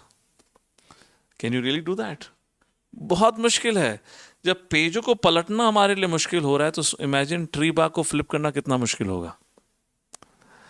तो और इन गोस्वामियों ने ऐसा नहीं है कि ये 5वें साल या 10 साल से ग्रंथ लिखना शुरू करा था। They have already lived a good amount of life. उसके बाद जैसे श्रीला कृष्णदास कविराज गोस्वामी चैतन्य चरितामृत की रचना करते हैं। That's a very, can we just stop interfering? Yeah, so let's not do the trial now with the system. So what was I saying? Srila Krishnadas Kaviraj Goswami 90 years plus के as थी उनकी, at least उनकी as हमें स्पष्ट रूप से पता है। उस समय वो चैतन्य चरितामृत की रचना करते हैं, उसमें अनेक अनेक श्रीमद् भागवतम अलग अलग जगहों से भी श्लोक कोट कर रहे हैं। उनको दिखता भी नहीं था ढंग से, दैट वॉज हिज कंडीशन। मतलब क्या है, सबके सब ये श्लोक कंठस्थ थे, शास्त्र कंठस्थ थे। मतलब शास्त्र अध्ययन इतनी ध्यानपूर्वक किया था। अभी कंठस्थ करना ही तो एक चीज नहीं है, मतलब शास्त्र का अध्ययन कई बार करा होगा तभी तो कंठस्थ हुए हैं।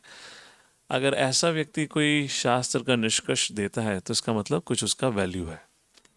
तो उसी प्रकार यहाँ पे श्रील रूप गोस्वामी आपको जो अनेक अनेक शास्त्रों का उदाहरण देके बता रहे हैं कि कैसे भक्ति मुक्ति से अधिक बड़ी है, या जो भक्त मुक्ति को नकार देते हैं इसका मतलब शास्त्र का पूर्ण रूप से निष्कर्ष है। उस प्रकार से so let's read from the 9th canto, जहाँ पे भगवान वैकुंठा खुद स्वयं इस बारे में कहते हैं, मत्सेवया प्रतीतं ते, मत्सेवया प्रतीतं ते, सालोक्यादि चतुस्तयं, सालोक्यादि चतुस्तयं, नैच्छन्ति सेवया पूर्णा, नेच्छन्ति सेवया पूर्णा, कुतोऽन्यत् कालविप्लुतं, कुतोऽन्यत् कालविप्लुतं। पढ़िए, we can read somebody from here, somebody else can read, who has a Hindi one? Okay, we have, all right, mothers can read otherwise.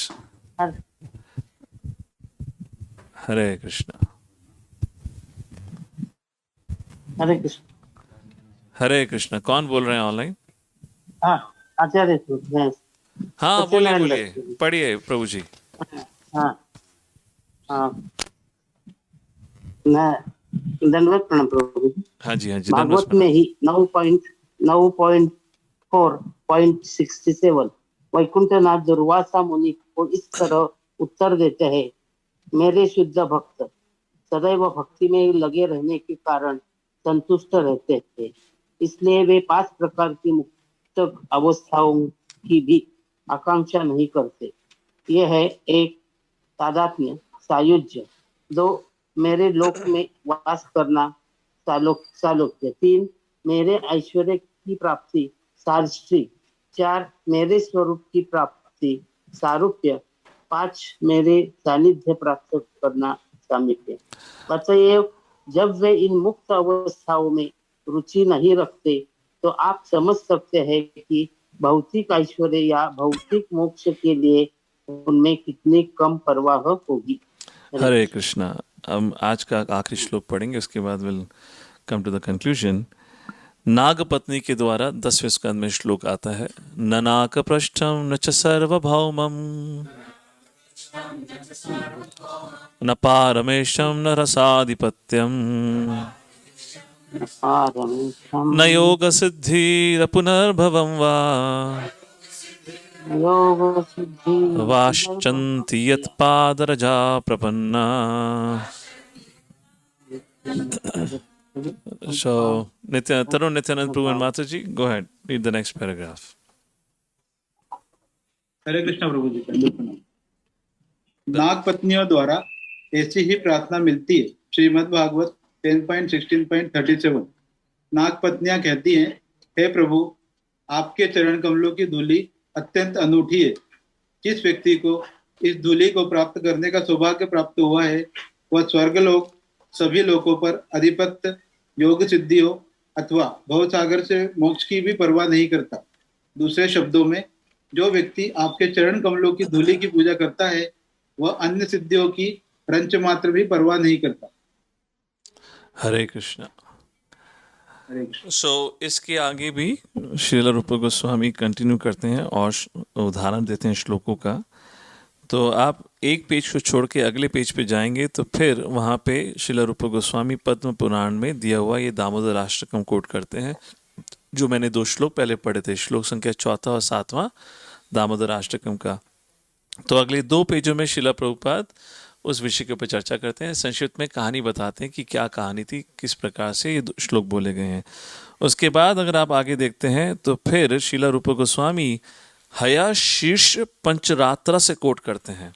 अगले पेज पे दिखा आप लोगों को, सो प्लीज।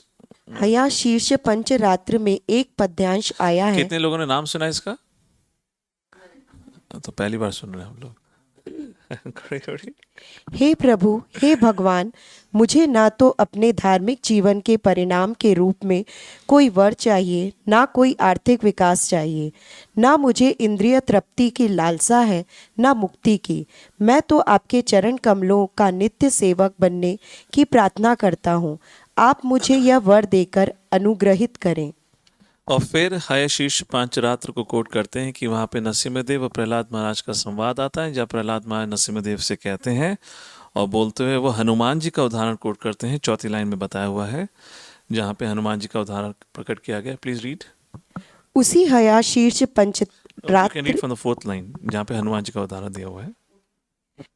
नित्य इस संदर्भ में प्रहलाद महाराज ने भगवान रामचंद्र के नित्य सेवक हनुमान का उदाहरण प्रस्तुत किया है, जिन्होंने भगवान से कभी भी किसी भौतिक वर की याचना न करके एक आदर्श स्थापित किया है। वह सदैव भगवान की सेवा में लगे रहे हैं। हनुमान का चरित्र आदर्श चरित्र है, इसके लिए आज भी वह सारे भक्तों द्वारा पूजनीय है। प्रहलाद महाराज ने हनुमान को भी सादर नमस्कार किया है। हनुमान द्वारा उच्चरित एक सुप्रसिद्ध श्लोक है जिसमें वह कहते हैं, हे प्रभु, आप चाहे तो इस जगत में मुझे मोक्ष दें या अपने में तत्कार होने का अधिकार दें, किंतु मुझे इन सबकी आकांक्षा नहीं है। मैं ऐसी कोई भी वस्तु नहीं चाहता जिससे मोक्ष के बाद भी आपके साथ मेरे दास रूपी संबंध में किसी तरह की कमी हो। तो इस प्रकार यहाँ पे फिर नारद पंचरात्र से श्लोक कोट करा गया है और एक आखिरी और बहुत महत्वपूर्ण श्लोक आता है जो आपके स्लाइड पर है, छठे स्कंद से है। मुक्तानाम अपि सिद्धानाम नारायणा परायणः सादुर्लभा प्रशांतात्मा कोटिषु अपि महामने। तो अभी तक चर्चा चल रही थी कि भक्त लोग मुक्ति को नकार देते हैं, उस सुख को वो चाहते नहीं है क्योंकि भगवत सेवा का सुख वहाँ नहीं है। तो अब यहाँ पे श्रील रूप गोस्वामी कहते हैं मुक्तानाम अपि सिद्धानाम, जो मुक्त जो सिद्ध लोग हैं, सा दुर्लभ प्रशांत आत्मा, among millions and millions of such liberated soul। यहाँ एक्चुअली भक्त का गुणगान किया गया है। One may be a devotee of Lord Narayan, so to become a devotee, भगवान का भक्त बनना इतना रेयर, इसलिए भगवद गीता के 7वें अध्याय में भी 2 बार कहा गया है। एक तो बहुनाम जन्म नाम अंते ज्ञानवान माम प्रपद्यते वासुदेवम सर्वमिति सामात्म दुर्लभा, और एक पहला श्लोक आता है मनुष्य नाम सहस्रेषु कश्चिद यतति सिद्धि। अनेक अनेक जन्मों के बाद शायद ही कोई जानता है कि भगवान कौन है। उस प्रकार से यहाँ पर रूप गोस्वामी चर्चा करते हैं इस विषय के ऊपर। इस विषय पे चर्चा करने के बाद फिर आता है आपका जो अब विषय आएगा, आखिरी विषय, और फिर एक और विषय को कोट करते हैं। ये पहले स्कंद से श्लोक को कोट करते हैं, 2 पैराग्राफ नीचे जाएंगे। कहते हैं आत्माराम चामुन्यो निर्गणता भी उरुक्रमे। जो आत्माराम होते हैं, जो मुक्ति को प्राप्त कर चुके हैं, उनको भी सुख का एहसास तभी आता है जब वो भगवान की सेवा करते हैं।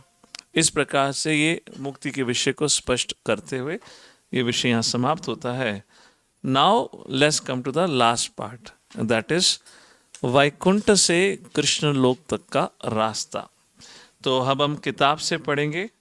आपके अगले पेज पर आपका जो पैराग्राफ है इंग्लिश में लिखा हुआ है, from the above statement it is found that a devotee is not after any of the stages of liberation.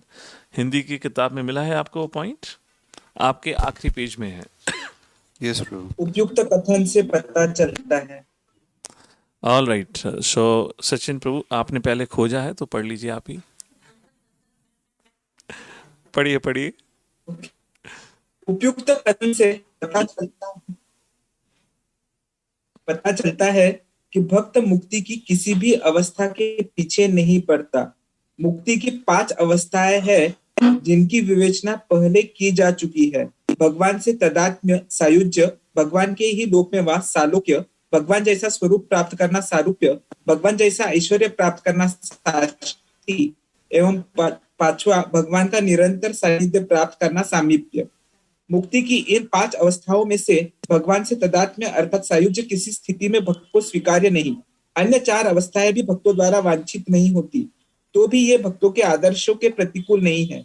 मुक्ति की इन 4 अवस्थाओं को प्राप्त हुए कुछ मुक्तात्मा कृष्ण के प्रति स्नेह भी उत्पन्न कर सकते हैं और वे आध्यात्मिक आकाश में गोलोक वृंदावन में भेजे जा सकते हैं।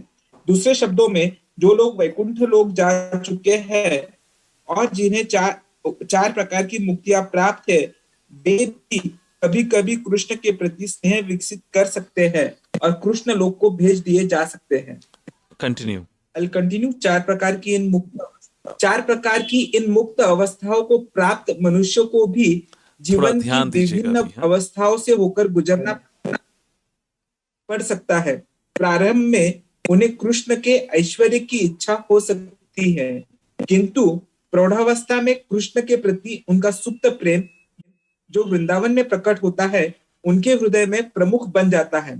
फलतः शुद्ध भक्त सायुज्य मुक्ति कभी भी स्वीकार नहीं करते, भले ही कभी कभी वे अन्य 4 मुक्त अवस्थाओं को अनुकूल क्यों न मान ले। भगवान के विभिन्न प्रकार के भक्तों में से जो भक्त कृष्ण के मूल रूप अर्थात वृंदावन विहारी के प्रति आकृष्ट होता है वह अग्रणी अर्थात प्रथम श्रेणी का भक्त माना जाता है।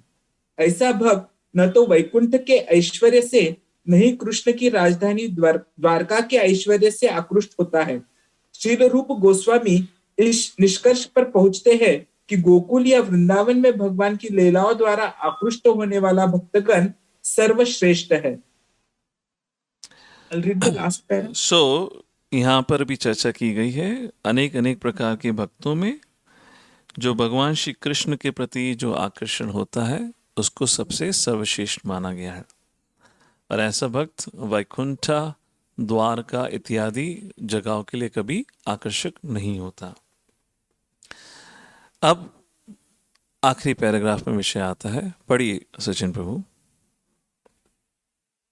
भगवान के किसी विशेष रूप के प्रति अनुरक्त भक्त अन्य रूपों के प्रति आकृष्ट नहीं होना चाहता। अभी कॉन्ट्रडिक्शन हुआ नहीं हुआ?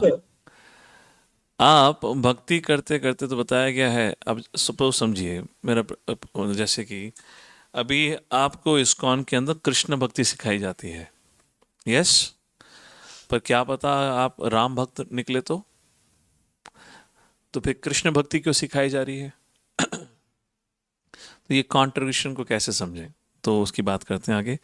तो devotee is attached to a particular form of the lord does not wish to redirect his devotion to other forms, परंतु फिर भी कृष्ण की भक्ति को सर्वश्रेष्ठ बताया गया है।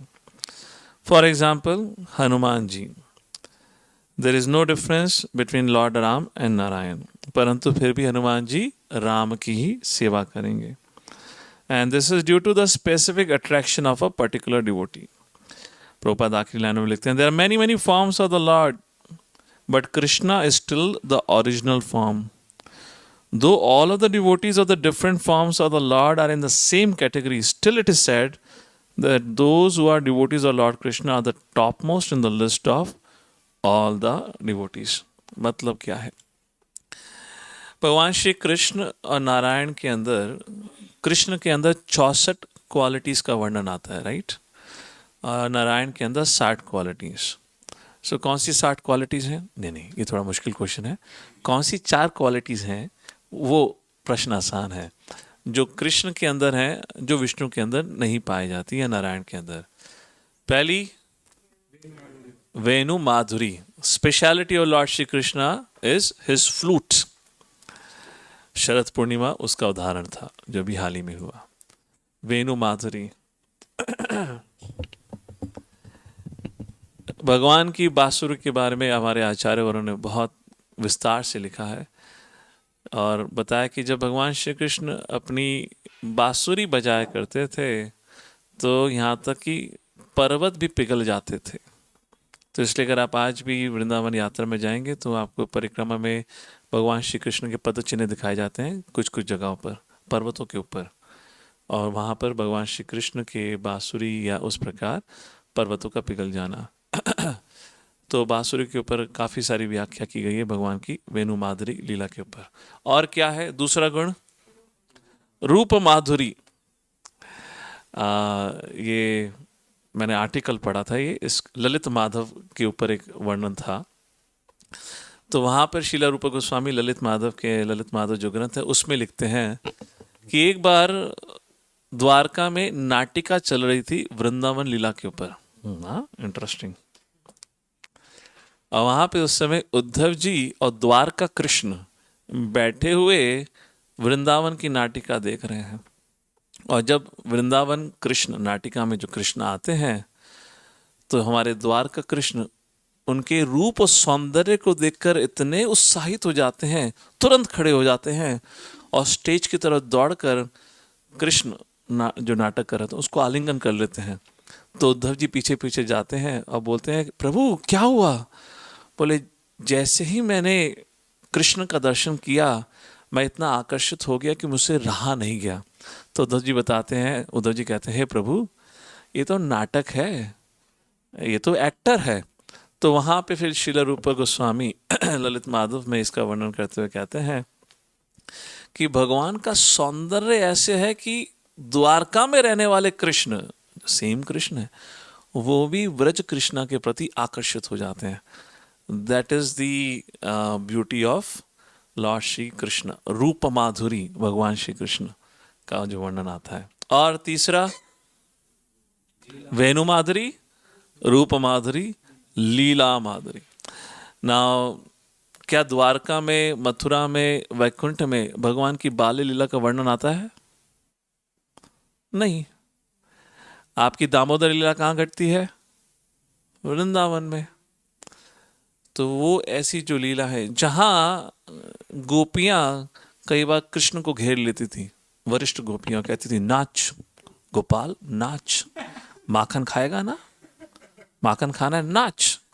तो गोपाल नाचता था एंड गोपियाँ तालियां बजाती थी रिदम देने के लिए एंड गोपाल नाचा करते थे।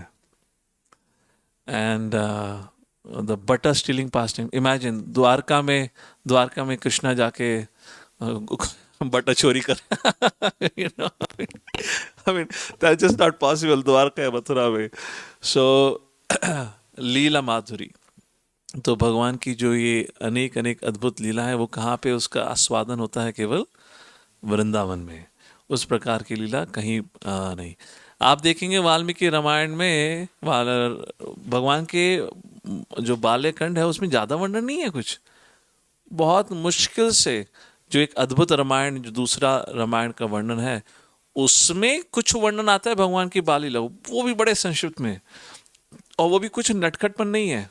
बड़े शरीफ भगवान राम, बालक, चरित्रवान, मर्यादा पुरुषोत्तम। लीला में मजा नहीं आता, कुछ नटखटपंती नहीं करी।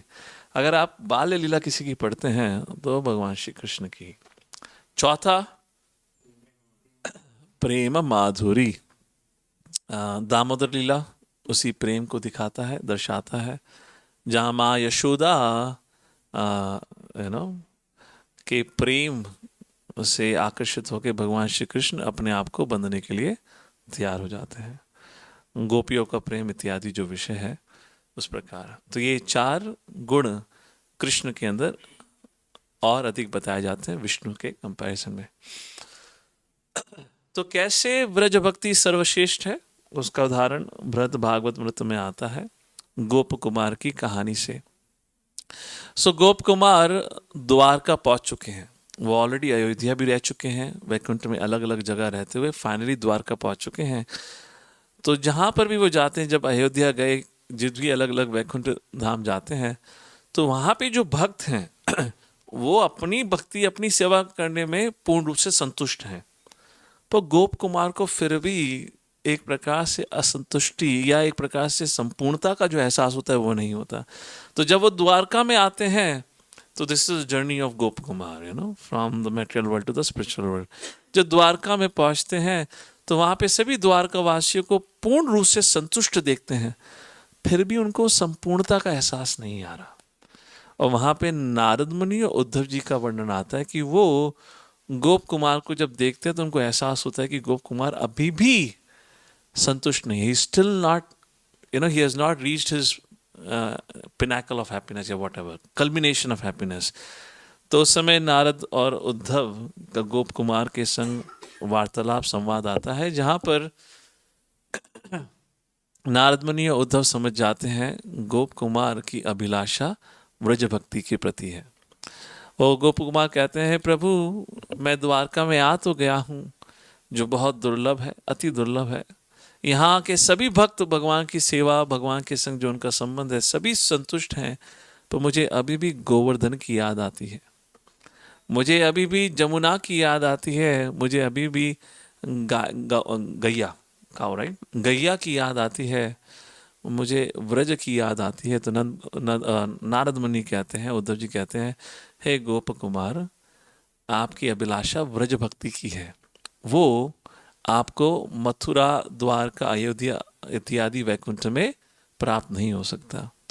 तो कहते हैं गोप कुमार को कि आप दोबारा पृथ्वी पे आएँ, भूलोक पर आएँ, वहाँ पर आकर व्रज भक्ति के नियमों के अनुसार जो भक्ति की जाती है, रागात्मिका भक्ति, रागानुगा भक्ति, रागात्मिका भक्तों के आश्रय में आकर, उस प्रकार से आप गुरु के आश्रय में आकर उस भक्ति का पालन करें, और निश्चित रूप से जीवन के अंत में आप सफलता प्राप्त करके फिर व्रजभूमि वृंदावन जाएंगे। तो इस प्रकार गोप कुमार वापस आते हैं, वृंदावन में ब्रज भक्ति का पालन करते हैं और फिर उनका अंतिम परायण, फाइनल डेस्टिनेशन, उस प्रकार से वर्णन आता है। माता लक्ष्मी के बारे में हम शुरुआत में चर्चा कर चुके हैं। एक उदाहरण आता है जहाँ माता लक्ष्मी भगवान श्री कृष्ण के प्रति आकर्षित हुई हैं। तो क्यों उनको कृष्ण की भक्ति प्राप्त या क्यों नहीं हो पाया? क्योंकि उसके लिए उनको अपना ऐश्वर्य त्यागना था। उसके लिए उनको गोपी के घर में जन्म लेकर गाय का पालन करना और सेवकों का सेवक बनकर जीना था, जो वॉज वेरी डिफ़िकल्ट फॉर माता लक्ष्मी। इस प्रकार माता लक्ष्मी को कृष्ण भक्ति प्राप्त नहीं हुई। बट ये उदाहरण श्री चैतन्य महाप्रभु वेंकट भट्ट के कॉन्वर्सेशन में जो आता है वो ये दर्शाता है कि कैसे कृष्ण भक्ति सर्वश्रेष्ठ है और कृष्ण विष्णु से सर्वश्रेष्ठ है। क्योंकि अगर विष्णु और कृष्ण एक ही हैं तो फिर माता लक्ष्मी इस प्रकार से कृष्ण के प्रति आसक्त होने का मतलब ही क्या है? अब विष्णु ही तो है, नारायण ही तो है, तो इस प्रकार से प्रयत्न क्यों करती कृष्ण की रासलीला में भाग लेने के लिए? इस प्रकार से इन चीज़ों पे वर्णन आता है और इस प्रकार से व्रज भक्ति जो ये आखिरी विषय है वहाँ पे कैसे भक्ति सर्वश्रेष्ठ और अंत में कैसे व्रज भक्ति सबसे सर्वश्रेष्ठ है, ये हमारे आचार्यों के द्वारा निष्कर्ष निकाला गया है। और अब अगली बार जो हम पढ़ना शुरू करेंगे वो 5वां अध्याय रहेगा, जहाँ पे कैसे भक्ति स्वतंत्र है, भक्ति किसी और चीज़ के ऊपर निर्भर नहीं करती, उसका वर्णन आएगा और some practical discussion will start like that. तो हम अगले सत्र से देखेंगे। आज के सत्र को हम यही समाप्त करते हैं। किसी का अगर कोई प्रश्न या कोई कमेंट है, we can take that. Hare Krishna. Yes Sachin प्रभु जी, जस्ट वन क्वेश्चन। अभी हमने वो पढ़ा कि जहाँ पर प्रहलाद महाराज उदाहरण देते हैं हनुमान जी का, तो वो थोड़ा सा डाउट आ गया कि Prahlad Maharaj was in Satyuga and Hanuman ji story we hear in third yuga, Treta yuga. तो was it referring to some other kalpa और समथिंग? मतलब कैसे एक्सप्लेन करेंगे यदि कोई हमें पूछ लेता है तो? नहीं, एक्चुअली देखिए, क्योंकि ये जो युगा साइकिल, हर युग में भगवान के अलग अलग रूप आते हैं, राइट? तो Ram, I mean of course Lord Ram does not appear in every yuga, but nonetheless ये ब्रह्मा का जैसे अभी 51वां साल चल रहा है, उसमें कई बार भगवान राम तो आए होंगे, राम आए तो हनुमान जी भी आए हैं, और शास्त्रों में वो कहानी तो दी हुई है। तो इस प्रकार अगर प्रहलाद महाराज उसका वर्णन कर रहे हैं तो निश्चित रूप से वो उनसे पहले पिछले युग, कल्प तो बहुत ही पहले दूर की बात हो गई, पिछले युग में आए हुए भगवान राम और हनुमान की कहानी हो सकती है। एक्चुअली जो हम भागवतम हम पढ़ रहे हैं, जो 18,000 श्लोक है, वही भागवतम एक वर्णन आता है, जैसे महाभारत का वर्णन आता है ना, जो 1,00,000 श्लोक है, जब वही सेम महाभारत स्वर्ग में सुनाई गई थी तो 1 करोड़ श्लोक। उसी प्रकार रामायण का भी वर्णन आता है, जो 24,000 श्लोक यहाँ पर हमारे पास उपलब्ध हैं, वही उसका वर्णन जब स्वर्ग में अलग जगह पे ब्रह्मांड में आता है तो अनेक अनेक श्लोक। उसी प्रकार श्रीमद् भागवतम का भी। तो हमें जो अभी जो हमें पढ़ने को मिल रहा है वो एक प्रकार से सबसे सूक्ष्म या सबसे छोटा एक प्रकार से समय का ज्ञान मिल रहा है। वरना अगर आप सोचिए, ब्रह्मा जी 51 साल के हैं और हर ब्रह्मा के दिन में भगवान श्री कृष्ण आते हैं, तो आप कितना वर्णन करेंगे कृष्ण लीला का? अब 51 बार तो भगवान श्री कृष्ण एटलीस्ट आ ही चुके हैं ना। और ऐसा तो है नहीं वो स्टैटिक लीला है, तो अभी नरकासुर मरा तो इसके बाद कोई और मरेगा। अब ऐसे तो भगवान की लीला नहीं होती है ना। हर एक लीला में कुछ ना कुछ अंतर होता है। उदाहरण के रूप में वराहदेव, जब वराहदेव आते हैं तो भागवतम के 3रे स्कंद में ही उसका उल्लेख है। श्वेत वराह, श्वेत मतलब वाइट, और नील वराह का वर्णन आता है, जो अलग अलग कल्पों का वर्णन है। और जिस प्रकार से उन्होंने हिरण्याक्ष के संग जो युद्ध करा और जो वो लीला है उसका भी अलग वर्णन है। कहानी अलग है। जैसे कि बुद्धा का वर्णन आता है 3रे स्कंद में ही। एक समय में जब बुद्धा थे तो उस समय हवाई जहाज उड़ा करते थे, यू नो। तो अगर आप लीला का वर्णन शुरू करें तो कितना कितना लीलाओं का वर्णन हो सकता है। तो वो अलग ही युग की कहानी है, अलग युग अलग कल्प की कहानी हो सकती है। ऑलराइट, तो इसलिए कई बार अलग अलग कहानियों का वर्णन आता है, तो उसको कभी ये सोच के मत सोचिएगा अरे हमने तो अभी जो कृष्ण लीला पढ़ी थी या जो महाभारत पढ़ा था उसमें तो ऐसा नहीं हुआ। It could be a mention of the previous time, जब भगवान पिछली बार अवतरित हुए थे। Alright, anything else? Hare Krishna. Srila Prabhupada की